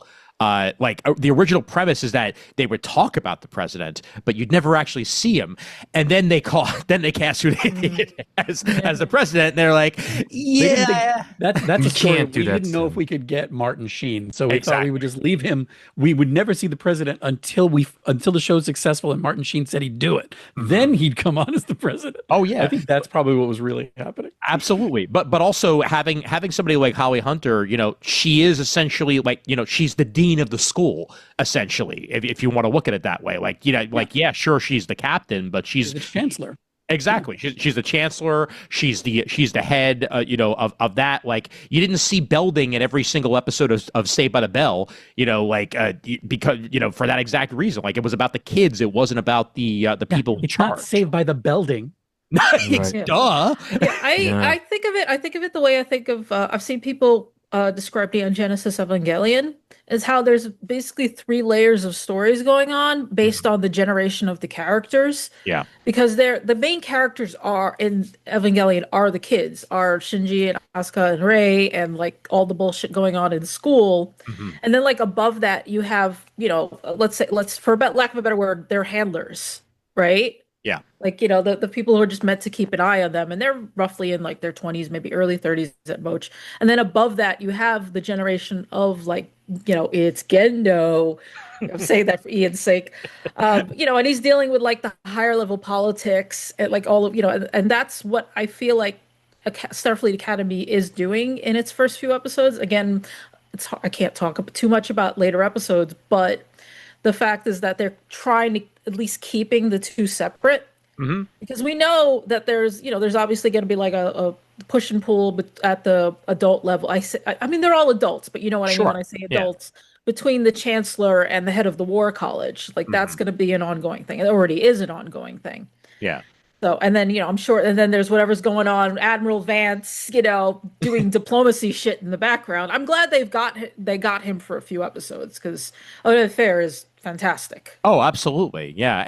And can I say that the best 2 characters on this show, beyond a shadow of a doubt, my favorite are Laura and Jet, because for one thing, everything Laura is in is it's gold. Like, immediately a scene is better when she appears on the screen. But then, of course, Jet Reno was one of my favorite characters in Discovery, and I'm happy to see that character gets to evolve even further here in Starfleet Academy. Why didn't they just name that character Tig Notaro? By the way, I know, right? it would save time. You're right. Commander Tig. Right. Yeah. What do you want? Also, I also want to point out here something that I literally just noticed. Do you remember those X-Men movie costumes that Alex Ross designed that never actually got used? I swear to God, they're using those as the Starfleet uniforms now, because like that, it's almost the exact same general, like almost X-ish design that Alex Ross was using then, intentional or not. So if you squint, they look like they have little tiny bodies and big heads. Yeah, and they're going like this, right? Their arms are sticking out to the side. Just like this. Yes. I love it. Yeah. I want to just. Is the costume game, is it not on point with this show? It is. Oh, it absolutely is. Yeah. Like, I don't think any of the I hated and the trainers who were working behind the scenes. Everybody looks incredible in their uniforms. They look incredible. Everyone. It's unreal. Yeah, no, I mean, like every costume. I mean, I don't think the costumes in the Alex Kurtzman era have been all good. There's been a few stinkers here and there, like those gray costumes from Discovery. Yeah. But everything on this show, I'm like, I keep looking at it. And I'm like, that's merch. That's merch. That's merch. That's merch. Oh my God. The Warp Core pajamas? Are you kidding me? I want Warp Core pajamas so bad. They're actually tiny warp cores. Like that. Yeah. What was it? Tiny accordions? Do you have tiny accordions on your pajamas? Yeah. No, they're tiny warp cores. Let's move on. Oh my God. Although I still think the best uniforms in the entire new franchise are the lower decks ones. Like I love those. When we got to see them in real life with Strange New Worlds. The Generations costumes, sort of, right? They're adapted from the Riker. the ones we never got from Generation. But I mean, there are little touches with the lower decks uniforms that I like the having the arrowhead on the bottom of the shoes and the white piping, which and you think, and like, but even just like the way it's cut, you're like, oh, well, that only works in animation. And then of course, like they appeared in live action. It was like, oh, so they can make it work. But the way these Starfleet Academy students wear these uniforms, I'm just like, eat a donut. My gosh, look at you. They look incredible. They look incredible. From what I understand. But even Laura Thok looks great. And she's got a little. I know that the internet was like, oh, a fat Klingon. And I'm like, she's not fat. I've seen the actress. She's not fat. What are you even fucking She's on also about? a Jem'Hadar, and she'll rip your head off, literally. Absolutely. Yeah. And for that matter. Who thought of a Jem'Hadar Klingon hybrid? Like that's beautiful. And this is your teacher, right? This is somebody. Now she's doing Full Metal Jacket, but at least they've already shown that she has her softer side and she does genuinely care about all of them. And not to mention this regal man right here, the Doctor himself. So far very underutilized in these first few episodes. Yeah, I agree. Yeah. I assume in later ones we'll get him a little bit more, but I remember hearing from the creators of the show that it was actually Prodigy that convinced them to reach out to Picardo and see whether or not he'd be interested in going back to live action and being a part of this because of the interaction he had with the kids on Prodigy. They wanted them to be involved with Starfleet Academy, and I think it works great. Yeah. He's a character, like even on Voyager, he's a character that likes to teach people and he likes to explain things. So he's a natural teacher. So that's what made him, I think, a good choice for this show. And the fact that he is technically immortal or only as immortal as his emitters will let him be. And I know that Ian always build new emitters. Yeah. And Ian has been pushing for the Doctor that they left behind in the Delta Quadrant to just show up one day. It makes perfect sense. If you want to use your de-aging technology once and only once, have the episode where that one finally lands and is like a great pitch. Oh, it's beautiful. Yeah, it absolutely works. Yeah, I love it. But that Doctor's a great character, a great example of character development over the course of a series. On Voyager. I mean, and I think that's part of the reason why I feel like he's been so underutilized in these few episodes, because he's had he's had what, 1,000 years or whatever to it's fascinating to think I crave more of the Doctor now because of how I remember experiencing that character on Voyager. So it's sort of like it's a difficult thing to sort of move him back into a supporting, even less than supporting role at the moment. So it'll be fascinating to see what they do. Also, what an interesting argument about AI that we were having, with Commander Data and with the Doctor. And so, there was so much prejudice that those characters faced and that other photonics faced on Voyager. And it is the arguments about what the measure of a man were, and the technology sort of advancing faster than anybody thought it was going to advance on that show. It's so much like what we're experiencing with AI now that I wonder if we're going to talk about that at all on the show. It's certainly possible. Yeah. I mean, again, 900-year-old holographic teacher here, man. Like, I mean, season 2, episode 9. Actually, wouldn't it be 800 years? Wikipedia is telling me 900. So hopefully they're wrong. It's the 32nd right. century, right? So yeah, it should be about 800-ish. Yeah, okay. Because you got to remember there was a 900-year jump from Discovery. Point. But they were 100 years. I mean, before 90 years. But yeah. But didn't he live more time than everybody else? Weren't there episodes where he banked more time than? Oh, because of like time loops and stuff like that. Yeah. Didn't he experience longer periods of? I don't know. Maybe that's why they got to 900. I don't. Maybe. Think about that. It's possible. Yeah. I'm sure, by the way, someone will chime in. Yeah. Caleb, the actor that plays Caleb was a former bodybuilder before he took on acting. Oh. Makes sense. That's why he's so ridiculously muscular. Can we also talk about the man who chews up scenery every time he is in the room, Mr. Paul Giamatti, and just how much fun he is having? My God, man. I love every single second that Nusbraka is on screen just because of the acting. And he is Klingon and Tellarite? Is that correct? Yeah, that's what. Yes. Klingerite. Yeah, Klingerite. Yeah, that is who is thinking up these combos, and whoever it is, I'm living for them right now. I love that that's where we are in the 32nd century. Of course, it's where we should be, right? Yeah. Yes. And the thing is, if you think of Star Trek as reflecting social mores and its time, then we should have more hybrids. Just like how in the real world you see a lot of multiracial people walking around, like all the time. We have so many friends, who are like that, and like that was not normal 50, 60 years ago, and now it is. And that's why, you're right. Like with Star Trek, we should be seeing more species intermingling. Yeah. I mean, I forgot, it's the freaking, what is it? Is she the president of the Federation? You know who I'm talking about on Discovery? Oh, yeah. Stacey Abrams? No, she's the head of Earth. She's the head of Earth. Yeah. But I'm forgetting the name of the head of the Federation, and she's like part Cardassian. Bajoran Cardassian Inhuman, yeah. Yeah. I don't remember her name because it's Discovery. It's been a while. It has been a while. But I did love Stacey Abrams. That is true. Yeah. That was fun. Lyra Rillick. Okay, Rillick. Yeah, I knew she had an interesting, like, fantasy-ish name. Yeah. I want more Jaden right now. I'm fascinated by this character. Okay. Fascinated by this character. Jaden's my favorite. Yeah. But I don't quite understand the choice with the voice for the character. It's a little jarring at first, and I wondered if this was the actor's actual voice, and I'm being insensitive or something. It's not. I met him. I told him he was my favorite character. It's mostly that he just spoke to actors like Michael Dorn, who played Klingons, and I guess they did pitch him down for one or two episodes, I think.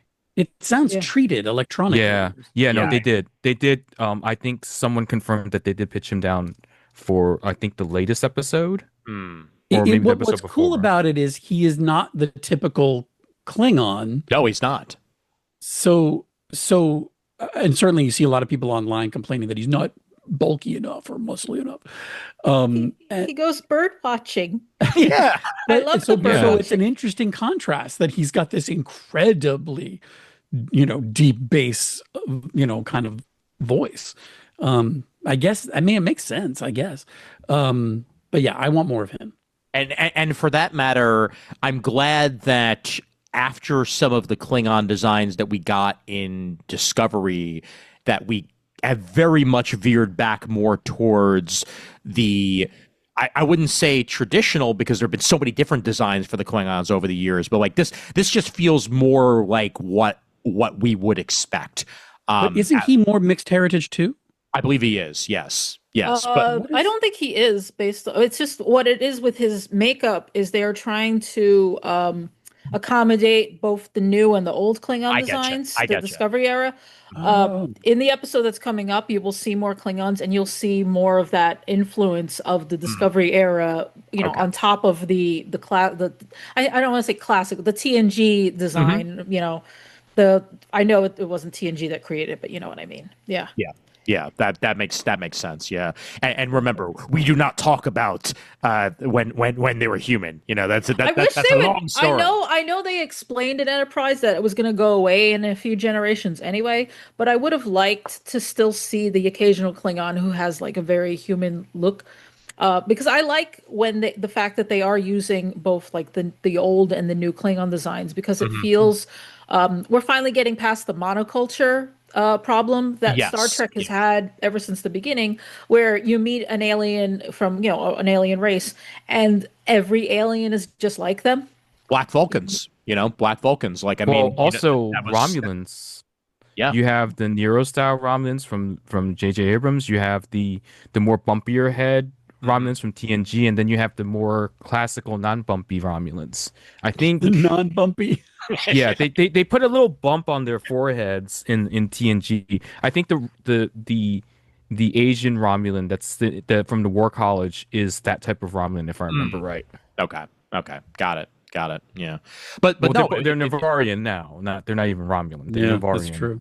Yeah, but it makes perfect sense to to have them all be in there, because different just different looks for different parts of the planet or what have you. That makes sense. Different cultures, like having a Klingon who wants to go into medicine, who likes bird watching. It's kind of just a natural evolution. Like, it's funny that we've always pushed Klingons as a warrior race. I mean, we occasionally we'll meet like a scientist Klingon, and they have to have some kind of science, because how the hell did they get off the planet in the first place?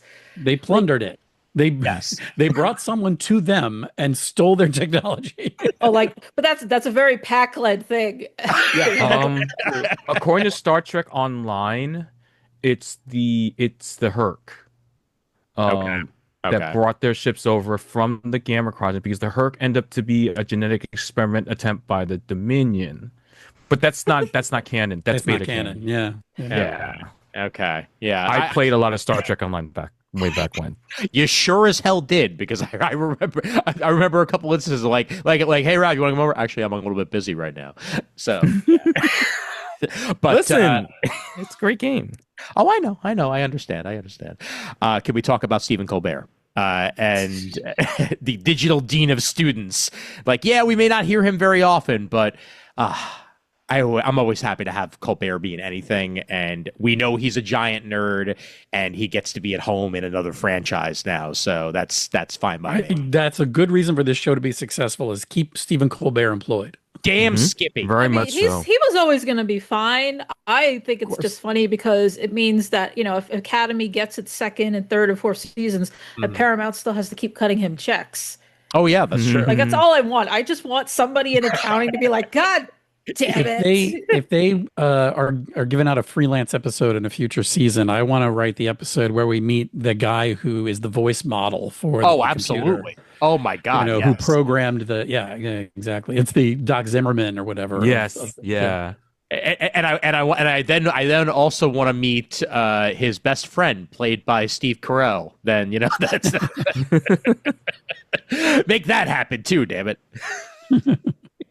Yeah, no. Overall, I've been thoroughly impressed with the 3 episodes that we've gotten so far out of this. Going back to the initial statement that we made about these things, it's different, but it's in no way jarring. And I I really want to see where we're going to wind up going with this, because this is a concept and a premise that has been pitched so many freaking times. There have been novels about the Academy. You know, there's been ideas floated. I know that Michael Dorn wanted to do one back in the day, where with Worf based at Starfleet Academy, and that never wound up coming into fruition. I remember hearing that LeVar Burton was developing a Starfleet Academy show. That too. Yep. Recently, right before this one got a green light. Yeah. But we haven't talked about the biggest thing. Mm-hmm. The biggest thing, which I feel like I'm in a room now with three people who might have an answer to this question. Which is, I personally am, my favorite thing about Starfleet Academy is the logo, the mix of original series and original cast movie fonts. Has that ever happened in Star Trek, that we had those two fonts represent the franchise on the brand like that? I don't think so. Although I think it was Trek Culture I was watching, they said that the Starfleet Academy itself is more reminiscent of like the DS9 font.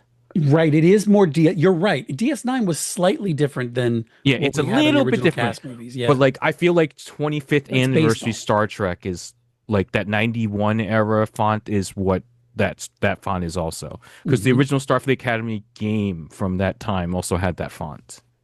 Okay, but did it have Star Trek in the TOS font? I don't believe so. I own it. They re-released it on PC, so let me see if I can find it. I feel like, though, that is going to be, I mean, one, we are living in the era of just like legacy sequels, prequels, nostalgia, fan service, and all that. And for this series, they didn't. For the series, I would allow it to some extent, because it is the big anniversry year, which is why we also have the new animated logo, which only has the live action ships. Except for the Enterprise E. No Enterprise E. Oh yeah, that's true. Well, it's only the TV ships. Okay. Even though they did cheat and put in the A. Enterprise, but, I love the A, but Ian, you brought up the Starfleet Academy poster here, but look at how small Star Trek is above Starfleet Academy. It's so small that it almost takes you back to the first seasons of Enterprise, when they took Star Trek off the logo completely. That's a really good point there. Yeah, and they have been emphasizing the Starfleet Academy of it all a lot more than they have been emphasizing the Star Trek. I mean, let's be honest. When I say Starfleet, if you know anything about Star Trek, you already know I'm talking about Star Trek. Absolutely. It's not like with Enterprise, where if I just said Enterprise out of context, rental car.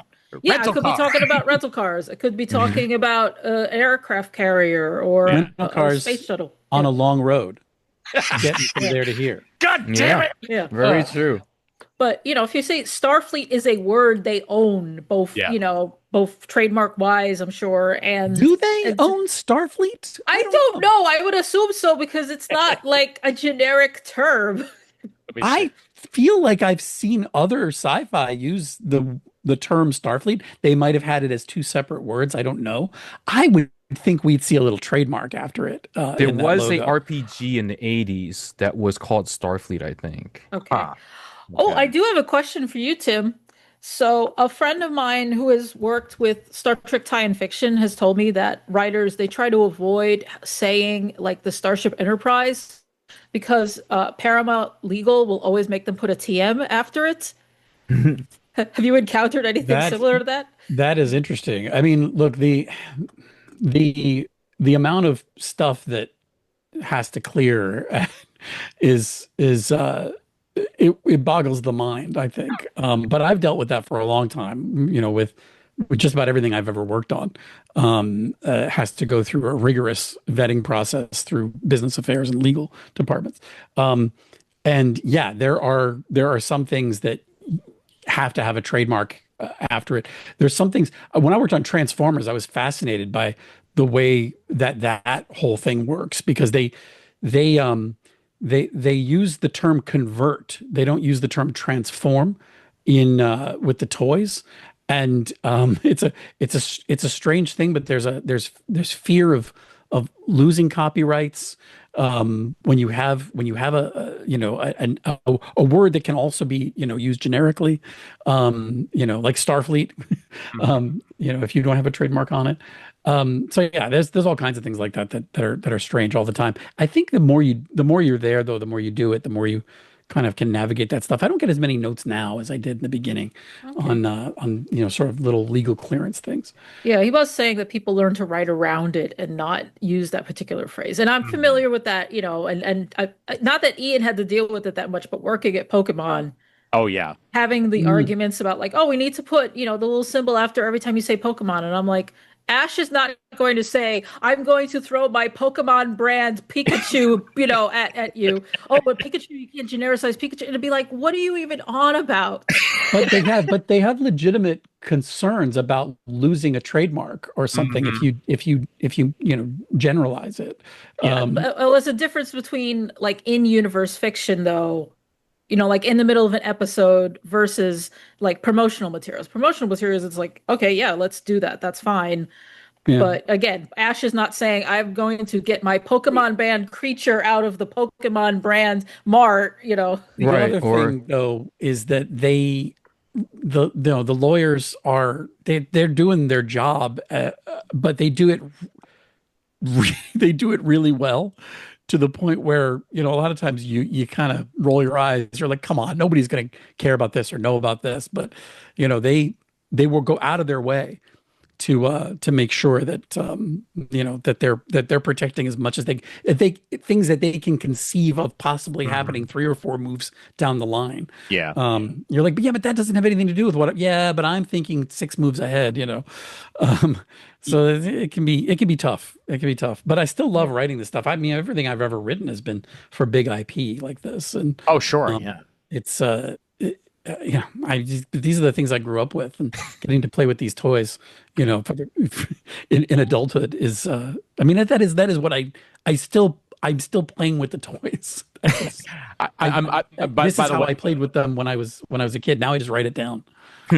I did some cursory research, and like I'm not going to find like actual documentation in such a short period of time, but Paramount has gone after some fan clubs for using the word Starfleet, saying that it is their intellectual property and that that they have rights to the term. However, I guarantee you that if you did Star Space Fleet and not Starfleet one word, that would be the way to get around it. Yeah, no, that makes a huge difference, because look at superhero as trademark. Absolutely. Yeah. Or what the very important dash in Spider-Man. That dash is really, really important. He's not Roger Spiderman. He's Spider Spiderman. Peter Spiderman. Yep. But you know what? The one other thing that I wanted to talk about with Starfleet Academy before we move on and just talk about Strange New Worlds real quick, and then we can go ahead and get to wrapping up a little bit, is that second episode, and one of the huge changes that occurs with Starfleet in that very episode, and that's where Starfleet is basically, based, that we now have Beta Z as the planet. Federation. Federation. Right. Federation. Yes. That basically Federation headquarters are now going to be on Beta Z as part of the negotiations that occurred in this very episode. And I think that went leaps and bounds in establishing not just the diplomacy that was occurring there, but also the changes that have occurred since the burn in this era of Star Trek, and kind of bringing Starfleet back into an existence that people would believe in. You can't just have everything be Earth-based. It just doesn't make any sense. Yeah, but Beta Z? Yeah, why not? No, I mean, because in story, what they've set up with Beta Z, which is really compelling and interesting, it makes sense. I'm just making a joke about the fact that it's Beta Z. No, I know. Well, I mean, if you want, I looked at a map of where Beta Z was, and I'm like, oh, it's really close to the Cardassian Union. Is the Cardassian Union part of the Federation or not at this point? That was my big question with that. Otherwise, I have no problem with them moving it. It was just pure in terms of being able to defend it. My big problem was I thought Betazoids were telepathic, and they keep saying they're empathic. I noticed that. Yep. It was only Troy that was empathic, really, because she was only half Betazoid. Betazoid. And so was Devanani Ral because he was 1/4. Right. Well, So- it's been a long time, so maybe Been a long That's ride. what people have been saying to cover it, but has it been that long? 1,000 years? You lose your telepathic abilities in 1,000 years? I mean, it's possible. It's Maybe just- there's more story to come. We don't I know. mean, Right. at the same time, yes, our main Betazoid girl has to wear an inhibitor, that's true. so she still has like the juice. But she explained it right as specific to emotion, though, right? Didn't she explain that it would be too overwhelming? Yeah, I believe she essentially said that she is like a supercharged Betazoid, and that's why, like, yeah. To But keep in terms of her emotions in check. empathy and emotion, it wasn't in terms of telepathy. Pure Telepathy. like the guy from Tin Man, Troy's former patient. I'm blanking on his name. It's a season 3 episode. yeah, You're not no, allowed- I you're actually you're not remember. allowed. You're not allowed. Was to it in forget Nat? that. Is he in Nabrantane, or am I Yeah. remembering some other No, guy? Nabrantane is Garrick's father. Right, right. They all That's have right. names that have E's and T's in them. It confuses me. Tam Elbrin. Tam Thank Elbrin. you. I love you guys. Man, the amount of shit that you guys have in your brain is goddamn fantastic. I love it. Where are you when I'm writing an issue of Lower Decks? Yeah, right. It takes I need you on the phone. me. I mean, if you want to ask Ian for my contact, I will gladly give it to you. Can I tell you, I'm working with an artist on we did 2 issues in the first 6 arc together. We're doing the entire back 6 issues together. It's Vernon Okay. Smith. And Vernon is such a devotee fanboy who knows the minutia. He knows so much. He puts in sight gags all the time throughout the book that sometimes he'll send me something. He'll be like, you know what this reference is? and I'm like, well, I do, but I wonder if other people will. It's so wonderful to work with somebody who I can trust, like just knows everything. And if I mess up on something, he's going to know and catch me, which is great. Well, But you guys would be the same thing. I need you on the horn all the time when I'm working on these things. I think of Tarima. I think of Jean Grey. I think Yes. I think she's being inhibited for a very specific reason, and Yeah, that feels like we're going to learn something, right? absolutely. She's the vessel for the Zoid Zoid Force. What? No, she's a vessel for the Zoidberg. I mean,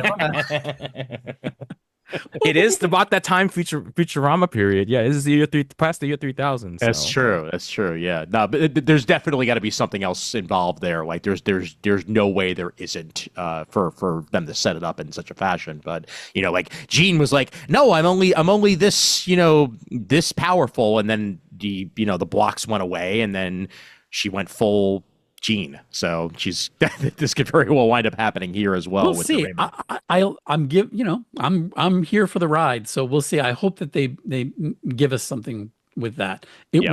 will be rough though for me if they don't. Like I'm like, oh, you set up this really cool thing with this inhibitor, and I really need that to be part of the story in an important way. Absolutely. Chekhov's empathy inhibitor. You can't that thing can't not go off by the end of the season. Now, see, that got confusing because you said Chekhov, and I'm like, wait, what? Right. Nuclear Anton, vessel. not Pavel. Nuclear Yeah. vessels. I don't have a cup, but I will just do this. Yeah. So let me switch it over to Strange New Worlds for just a little bit here. Where the season of that just concluded a little while ago. We still have 1.5 seasons left. I'm going to call the last season a half season because that's exactly what it's going to be. So frustrating. I know, but It's just 4 episodes more, and they could have gotten a 100. Like, what are you even doing? I know. Come Was on. it 50? Sorry, 50 episodes. 50, yes. Ending on 46. But I really appreciate Strange New Worlds as a story because I was very, very afraid. And one term we haven't actually mentioned too much yet is member berries. What I love that South Park came out with that term because I use it all the damn time. And I was very afraid that Strange New Worlds was just going to be member berries. It was going to be like member Kirk, yeah, I member, and just going through the motions of what happened pre TOS to, sure, fill in some gaps, but feel like you were just repeating the same thing over and over again. And that's not at all what it turned out to be. I mean, it's still doing that in some places, but I think it's at its strongest when it just decides to just do something like Yes. off the wall or, just kind of crazy. Mhm. Like, having a musical episode or having a crossover with an animated show. And then in between those was the War Crimes episode. So Mhm. I like the War Crimes episode. I do Me too. too. Yeah, no, me too. Also, I Give me also a love good Star Trek War Crimes trial. I'm in. I also love Anson Mount's amazing hair and everything about it. Like I wish I could pull that off. I can't. The coif is just not going to happen with me. But it's just better and better and better every single time I see it. No notes. Your note isn't. Yeah, but why didn't Jeffrey Hunter have hair like that? Well, beep beep beep beep. I mean, Man. the hollow recordings of that particular time period are a little bit distorted due to the time travel done by Lonnie and Singh. Oh, God nice. damn it, Raph. I do love that one of the things Strange New Worlds acknowledge is that the timeline is shifting and even they don't know what the hell is going on. And I was like, you know Yes. what? Thank you. I like lampshading it, like that. Just admit that it's not going to make any sense. Make that part of the lore. And like every little bit nerd in me was like, you know what? Okay, I will make my peace with it too. Well, yeah. I mean, the original eugenics wars were 30 years ago. Yes, they were. As a matter of World fact. War III should be right now. I No, World War III should be in like 10 years. Okay. Because Cochrane goes in his warp flight in like 2063, I want to say. I just think that it's like such a success story in the world of Star Trek that this little show that is just a spin-off about Michael Burnham's brother, a spin-off of Discovery, Yeah. has had as many episodes as it's had. It is pretty amazing. Yes, a spin-off with Michael Burnham's brother. That's right.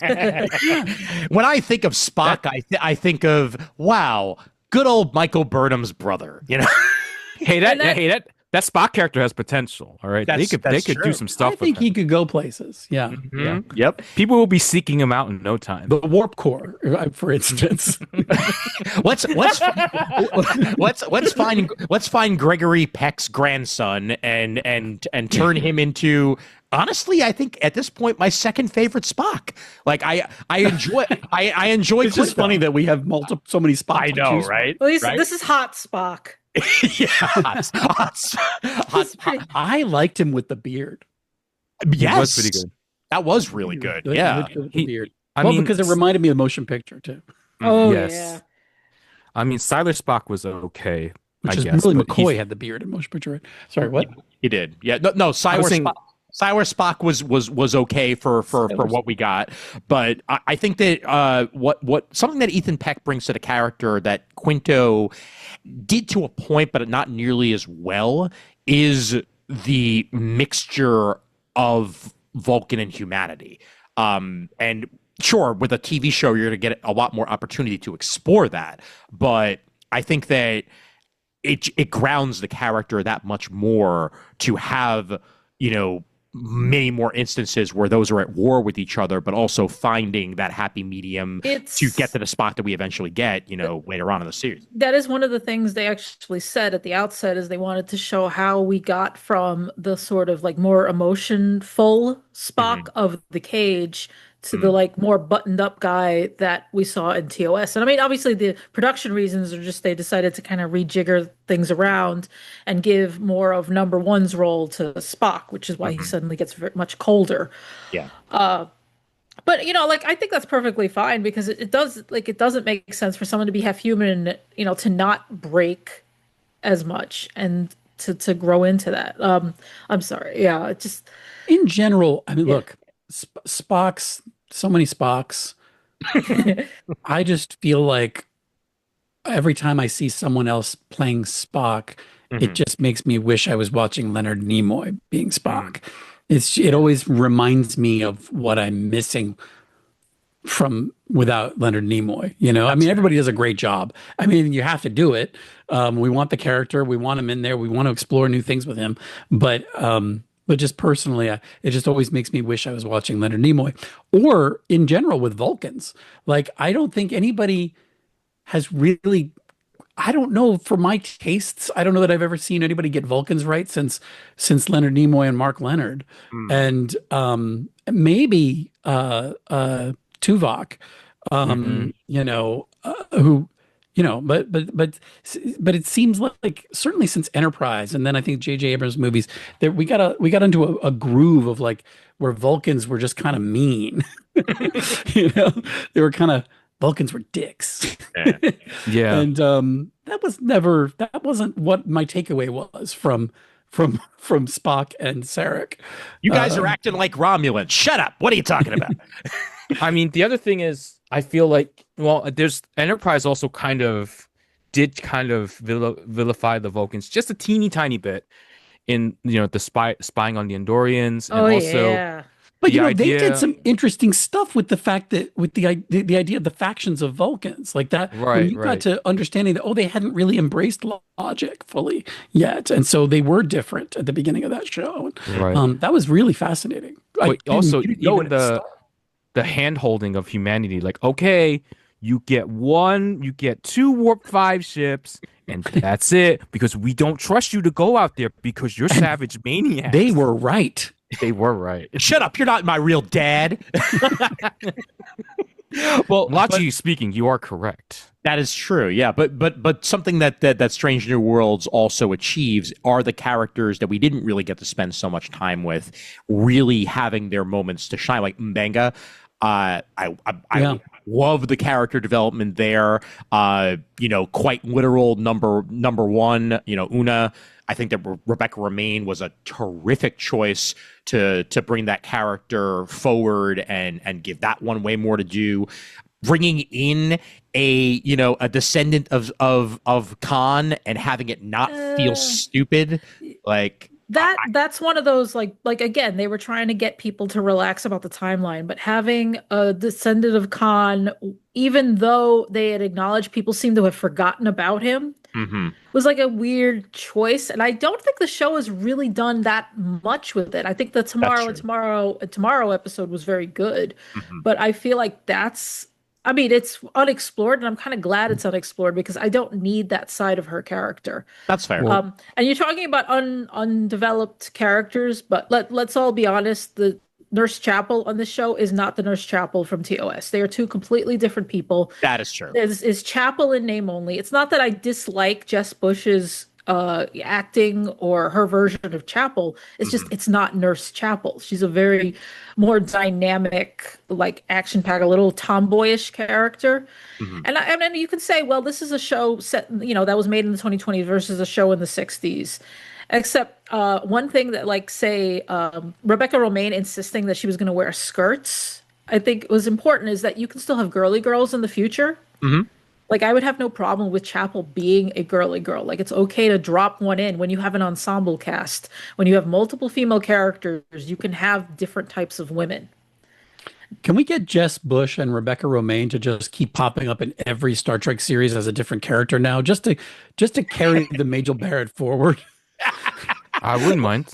I'm sure they would be okay with that too, quite frankly. How cool would it? I love Stephen Colbert, but if they had gotten Rebecca Romaine to be the voice, oh my on god, the computer, well, Star Trek. and that husband and wife have both been in Star Trek series. That Jerry O'Connell is over in Lower Decks, and Rebecca Romaine in Strange New Worlds. Like that's By the way, really cool. Not to name drop, but I worked with both of them on Reign of the Supermen. They played Nice.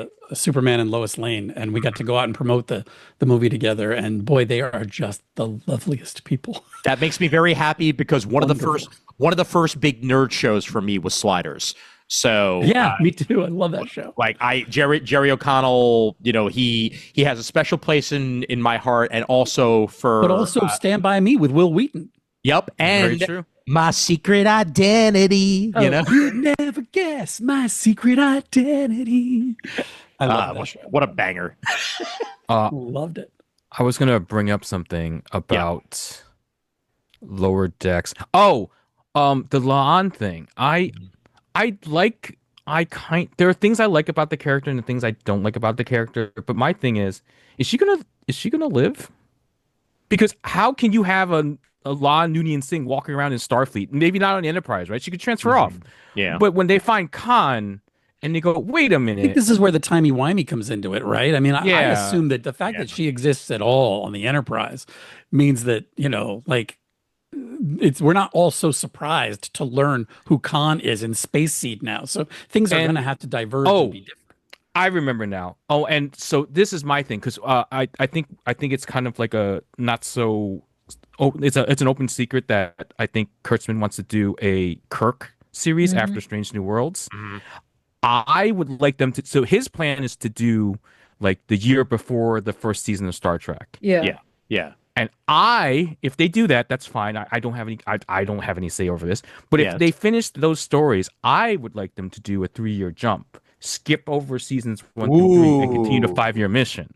Ooh. Like just do a time jump, like you did with Discovery, and just like, oh man, hey Spock, haven't these last 3 years been great? I mean, it would be nice. No, you'd lose Ethan Peck by then, and you got Zahn would come in, right? Oh no, that's phase 2. That's phase 2. Well, we're talking about the end of the 5-year Well, mission. you're talking about the end of the mission. You're I know what you the mean. end of the 5-year. Oh, okay. Yeah. I the wanna first know- 5-year. Yeah, I want to know what happened to the Yonada, man. Oh my God. Yeah.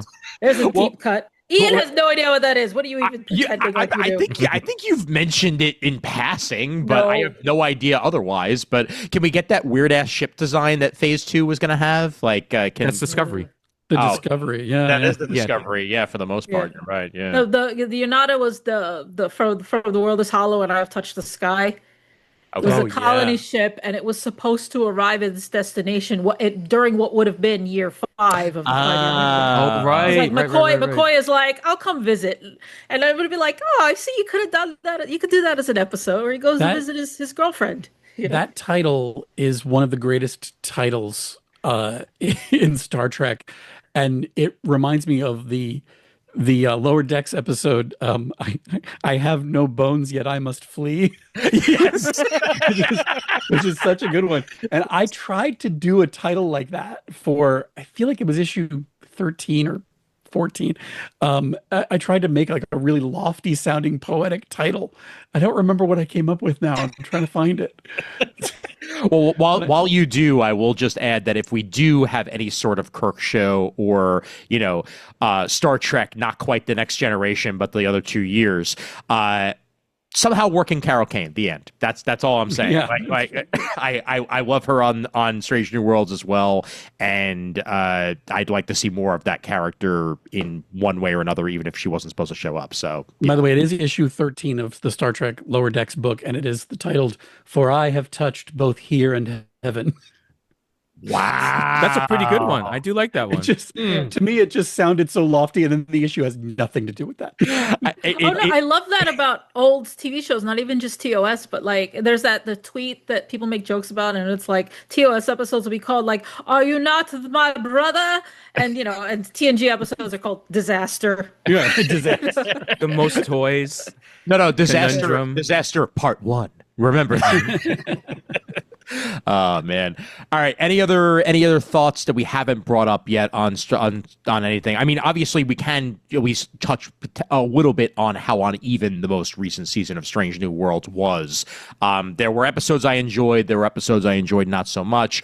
I know that we can attribute that to the many strikes that were going on, and the amount of time they were actually got able to actually work on these things while that was happening.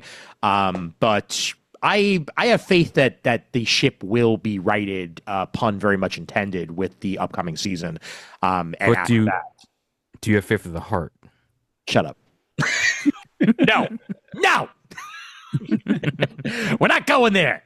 But even though we've gone there, We like have 8 gone there, times. though, I know multiple that. times. I look. At least it ain't a parents are dead moment, and I'm moving on from there. All right, but I think that. Even with the bumps, I still enjoyed watching the full season of Strange New Worlds. Like I didn't love every single episode like I did in previous seasons, but it was still Star Trek and it was still enjoyable. Like how do you not tune in and just be appreciative of that in one way or another? Not gonna love every single thing. Same Keep here. making more. Yeah. And I hope they do after Strange New Worlds is all said and done. And, Starfleet Academy is the only one left standing. I hope there is a plan to do that, because I know that there's been talk at Paramount of making new movies in the universe. Not Kelvin timeline, like straight up like OG timeline, just on a different ship, not even necessarily the Enterprise, just making new movies. But I hope that does not deter them from making new shows, because I think we've learned by now that Star Trek is as much of a TV series as it is a movie franchise, because it was a TV series first, and we like having our TV mixed in with our movies, plain and simple. I'm going to become a hotshot exec, if only to get hired by Paramount so that I can hire Mike McMahon forever. and make him make Lower Decks until he begs me to stop. So you're going to be like how they made the studio and made an episode about the Golden Globes, and then they actually won Golden Globes on the studio and got to accept their award on the same stage that they made their episode of the studio on, like that sort of thing. That's what you want to have. Pretty much. Okay. Whatever Mike McMahon. If I had control of Paramount, I would just call up Mike McMahon and say, whatever you want. You get to do this until you're sick of doing it, and then you'll do more. If they don't have him currently writing Lower Decks the motion picture, I don't know what they're doing. Lower Decks the motion picture, Lower Decks 2, The Wrath of Peanut Hamper, Lower Decks 3, The Search for Rutherford, Lower Decks 4, the one without the whales. I will say this, and this isn't necessarily to give anybody hope, because I don't know what the reason is, but there are two, maybe three. There are three truly great characters in the history of literature. Yes. One, I believe, is Hamlet. Yes. The second, I believe, and this is in no particular order, by the way, is Randy Marsh.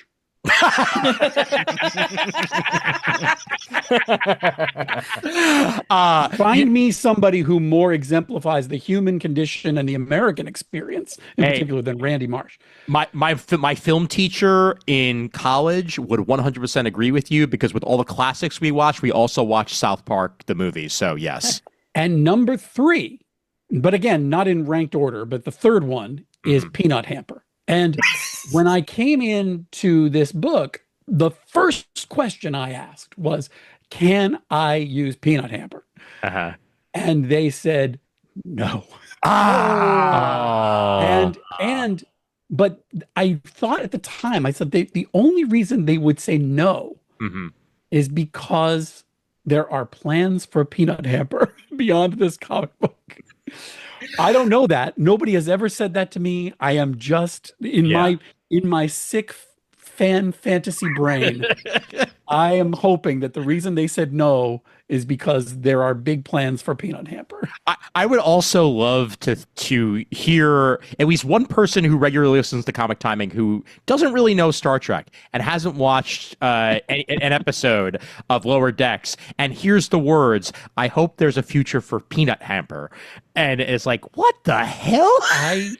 Speaking of which, real quick aside, there's also almonds. I forget the second almond taster. I think in Starfleet Academy. Yes. Yeah. Right. Yes. Is it almond taster? Is that what it is? It's almond something. I don't remember the second part.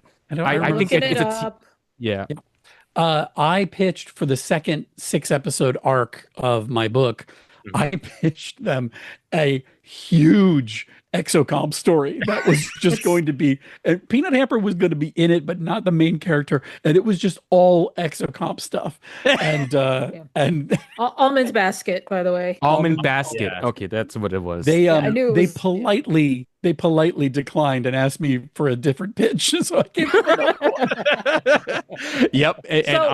Wow. Yeah, I was thinking, like, the whole thing with telling you can't use this character, it does remind me, and I don't know if they still remember this, because, this turnover at these companies was that with Elizabeth Shelby, that Peter David put her in the New Frontier novels, and he had specifically asked, are you guys doing anything with Elizabeth Shelby? And they said, no, use her, do whatever you want. And then on Deep Space Nine, they decided to be like, oh, Captain Shelby died. And so in the novels, he had to be like, no, that's a different Captain Shelby. It's not this Captain Shelby. Yeah, I remember that. I read those books. It's purely because they just kind of forgot that she was in the novels. Wait, they or said that they Shelby told died on Deep Space Nine? They said a Captain Shelby. I don't think they ever gave the Because first then we name. They got never said Shelby. Elizabeth Shelby. Right? We got Shelby and Picard, though, right? So Yes. Right. Yeah. And then she died. and then she It was Picard. Spoilers. There's a lot of reasons I can't stand Picard, and one of them was the way they just offed characters left and right. Like, I'm not against character deaths, but it did feel like that show was just like doing it for shock value. I was just going to say there is a thing. They told me right away when I started working on Lower Decks. They said, "Look, you have to adhere to canon, but you're not canon." Oh, and yeah. they tell that to everything that's not on screen for Star Trek. Everything. Yeah, absolutely the case. And I will also add, remember what I said about member berries? Like, Picard was a little more guilty of that than some of the other series. There were there was plenty of parts of it that I enjoyed, and I know Kris is not exactly a 100% fan of that last season, but there were plenty of that last season that I enjoyed. Third season is almost all member berries to me. Yeah. And I can see why they did it, because the first two seasons was such a disaster. They needed the course correct somehow. Yeah. And Terry Metalis, that's just his thing. Whatever. I mean, if people liked it, they liked it. Like I've made my peace with that. I am not going to make a video and put my sunglasses on and go into my car and rant about how Star Trek is ruined now. Okay. Good. So, I'm very proud of you for not being a YouTuber. That's good. I think honestly Picard's so uneven, but I do have the same problems with the third season. But if we do happen to get a Star Trek Legacy show out of it, I won't be mad. I won't be upset to see Captain 7 of 9 and potentially see Admiral Janeway and see Captain Tuvok. I wouldn't be upset. Well, I would be mad because I'd be like, the money could go somewhere else, guys. I'd rather see a third season of Prodigy, quite frankly. But okay, gun to my head. Yeah. More Lower Decks or Star Trek Legacy. More Lower Decks. Well, the thing is, like, hopefully what they'll do is they'll come up with a plan and figure out what they want to do and don't want to do, so that those of us who have gotten to, tool around in the non-canon adjacent portions of Star Trek, will get to, explore stories of Star Trek Legacy. Right. If they don't take it up, you can. Well, people want those stories. If you're looking for that stuff, there are places where you can get it in novels and in comics and in all the other things that aren't on screen. And I think, it's just a matter of them sort of letting that happen.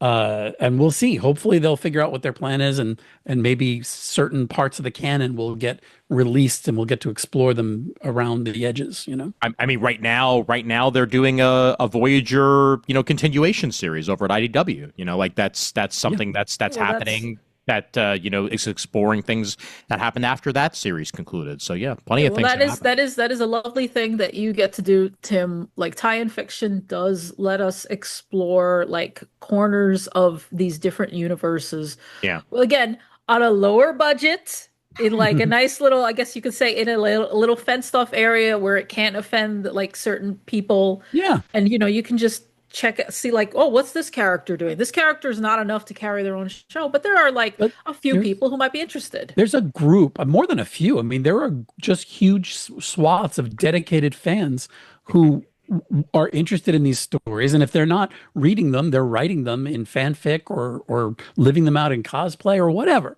Yep. And there's room for it. It's there. There are people who want to check it out. It may not be enough to rise to the level of a new weekly series or something like that, or a movie, but there's Star Trek. It's gotten so huge. There's such a huge group of fans out there that I think there's room for everybody. Hey, I would say, oh, sorry. No, I was just going to say my Batman fanfic that I wrote in high school still gets comments to this very day. So, there's that. Wow. Yeah. But, I will say, like, occasionally also there's the fact that something that's non-canon can eventually worm its way into canon, as you can look at. Star Trek Online. Well, Star Trek Online, but I'm also thinking of Star Wars EU, the fact that like Coruscant started off in the West End games in the 80s. And then it made it into Zahn's novels because they were like, Zahn's like, oh, I need like the Bible. And they just kind of handed him all the West End stuff. So, and then Coruscant wormed its way into the prequels, and now it's the capital. They didn't want it to be the capital. Lucas wasn't big on that, but it just that was cemented in people's minds. And honestly, I really like it. I like Coruscant. Or, teasing Grand Admiral Thrawn for a while there. I think, did Thrawn make an on-screen appearance? Oh, yeah. Yeah. Yeah, sure he did. Yeah, 100%. He's been animated and live action. Well, he's at a this huge point. character in Ahsoka. Yeah, right. Yeah, okay. I haven't caught up on Star He's Wars. played by a Mickelson. Yeah. There's tons of Mickelsons out there, and this happens to be one of them. Not like Skarsgårds though. Man. No Skarsgårds. Can I just say, what a talented family, the Skarsgårds? Yeah. Because it's like, because Stellan has 5 sons and they're all actors. Yeah. And the fact that 2 of them are worth a damn in the Western world, I mean, in the US, I should say, is pretty impressive. Absolutely. Yeah. You know? All right. I think Let's have that's an all Skarsgård Star Trek show. Let's just get all of them together. That'd be amazing. that's next. Actually, that's this just in. That's what Paramount Plus is doing next. After Alexander could be the captain. Bill can play the snotty first officer, and we'll just Is fill out the Stellan hell. a cranky doctor or something? Like, what is he? Scar Trek. with the double A's because that's the way it has to happen. Yeah. Before we wrap things up, obviously, Tim, I want to give you your moment in the sun here, man. I've started reading your Lower Decks comics as I said earlier, and I think that in general these are excellent continuations of the series. What matters most is we're just having fun. Oh yeah, I could hear the voices. That's important to me. Like, when I read one of these things, and if I could hear the characters in my head as I'm reading it, that helps significantly. And I felt that reading the pages. So thank you. I mean, that stuff's really important to me. Like, I'm such a devoted fan, not only of Star Trek but of Lower Decks. I mean, I was such a huge Lower Decks fan that I took this gig, at the request of my husband, but also I wanted to take it because I love the voices, I love the characters, and I wanted to write jokes and have fun and also nerd out about Star Trek lore, deep Star Trek lore. You haven't gotten to it yet, but you're going to get to a 2-parter where I just unravel this thing that's bothered me since 1986 that is just like this little, I find as a plot hole that needed to be addressed. And so I turned it into 2 issues of Lower Decks, and we're dealing with it. And in the same breath, we introduce a character that we've met in Prodigy in that story as well. So it kind of, in Lower Decks, you get to cross, all the streams, which is great fun. It was great fun. We're having a time of our lives. Issue 15, I took over at issue 7, and issue 15 is on shelves now. Issue 16 comes out, I think, on February 11th, something like that. And I'm this next story goes to issue 18, and then I'm checking out. But I can't believe I've gotten to have fun in the Star Trek universe and in this particular place of Lower Decks, which is just incredible. I love it so much. To me, it is the greatest Star Trek of the 21st century. Sorry, other Star Trek, but Lower Decks is going to win in my book. Start the chant now. Literally Decks. In my book. Lower Decks. Lower Decks. Well, where can they find you on the internet? Just so we TimSheridan.com. There we go. Easy peasy. That'll link you to everything. Fan-damn-tastic. Tim, thank you so much for coming on, man. This was a hell of a lot of fun. Yeah, I want you guys with me all the time when I'm working on Star Trek. I'm just a message away, Tim. We If you need an episode number or anything, I'll do. Clearly, I often do, actually. This needs to be our spin-off of Comic Timing. We need to just have a Star Trek podcast. Clearly, yeah. I would love to. Yeah, what we should have done. Ian learns more about Trek from people who know way more about Trek than he does. Yeah, who knows way too much about Trek. If I ever God, thought do about I know it, too much? We could have done a thing where I come to you guys after I've written an issue, and we go through it, and you guys kind of like help me make sense out of it and find the references I need, and we can reminisce and talk Star Trek. That's what we should have done, and then release it after the book comes out so we don't spoil anything. Oh yeah, that would have been a great show. We'd be behind the scenes. Would have been cool. Yeah, well, Next time. Yep. Kris, I mean, you recently had an article on Engadget talking about Starfleet Academy, and feel free to put anything else you might have up there. Yeah, I mean, I mostly just wrote about the first two episodes. With that, I should have pitched something about the episode that's coming up, which, is my favorite. But whatever. I suck at pitching. The next one is your favorite that's coming up. The one that's this week. Okay. Yeah. All right. Yeah, it's with my favorite character. Okay. Yeah. And then next week is the episode that everyone's going to absolutely like lose their shit about. It's one of those break the internet type episodes. The producer said it would be. Yeah. In that same interview, she was, but in terms of things I've worked on recently, yes, I wrote about Starfleet Academy for Engadget. I will be doing some, like, I do my usual buyer's guide stuff, and I will be at Toy Fair, so we will see what comes out of Toy Fair.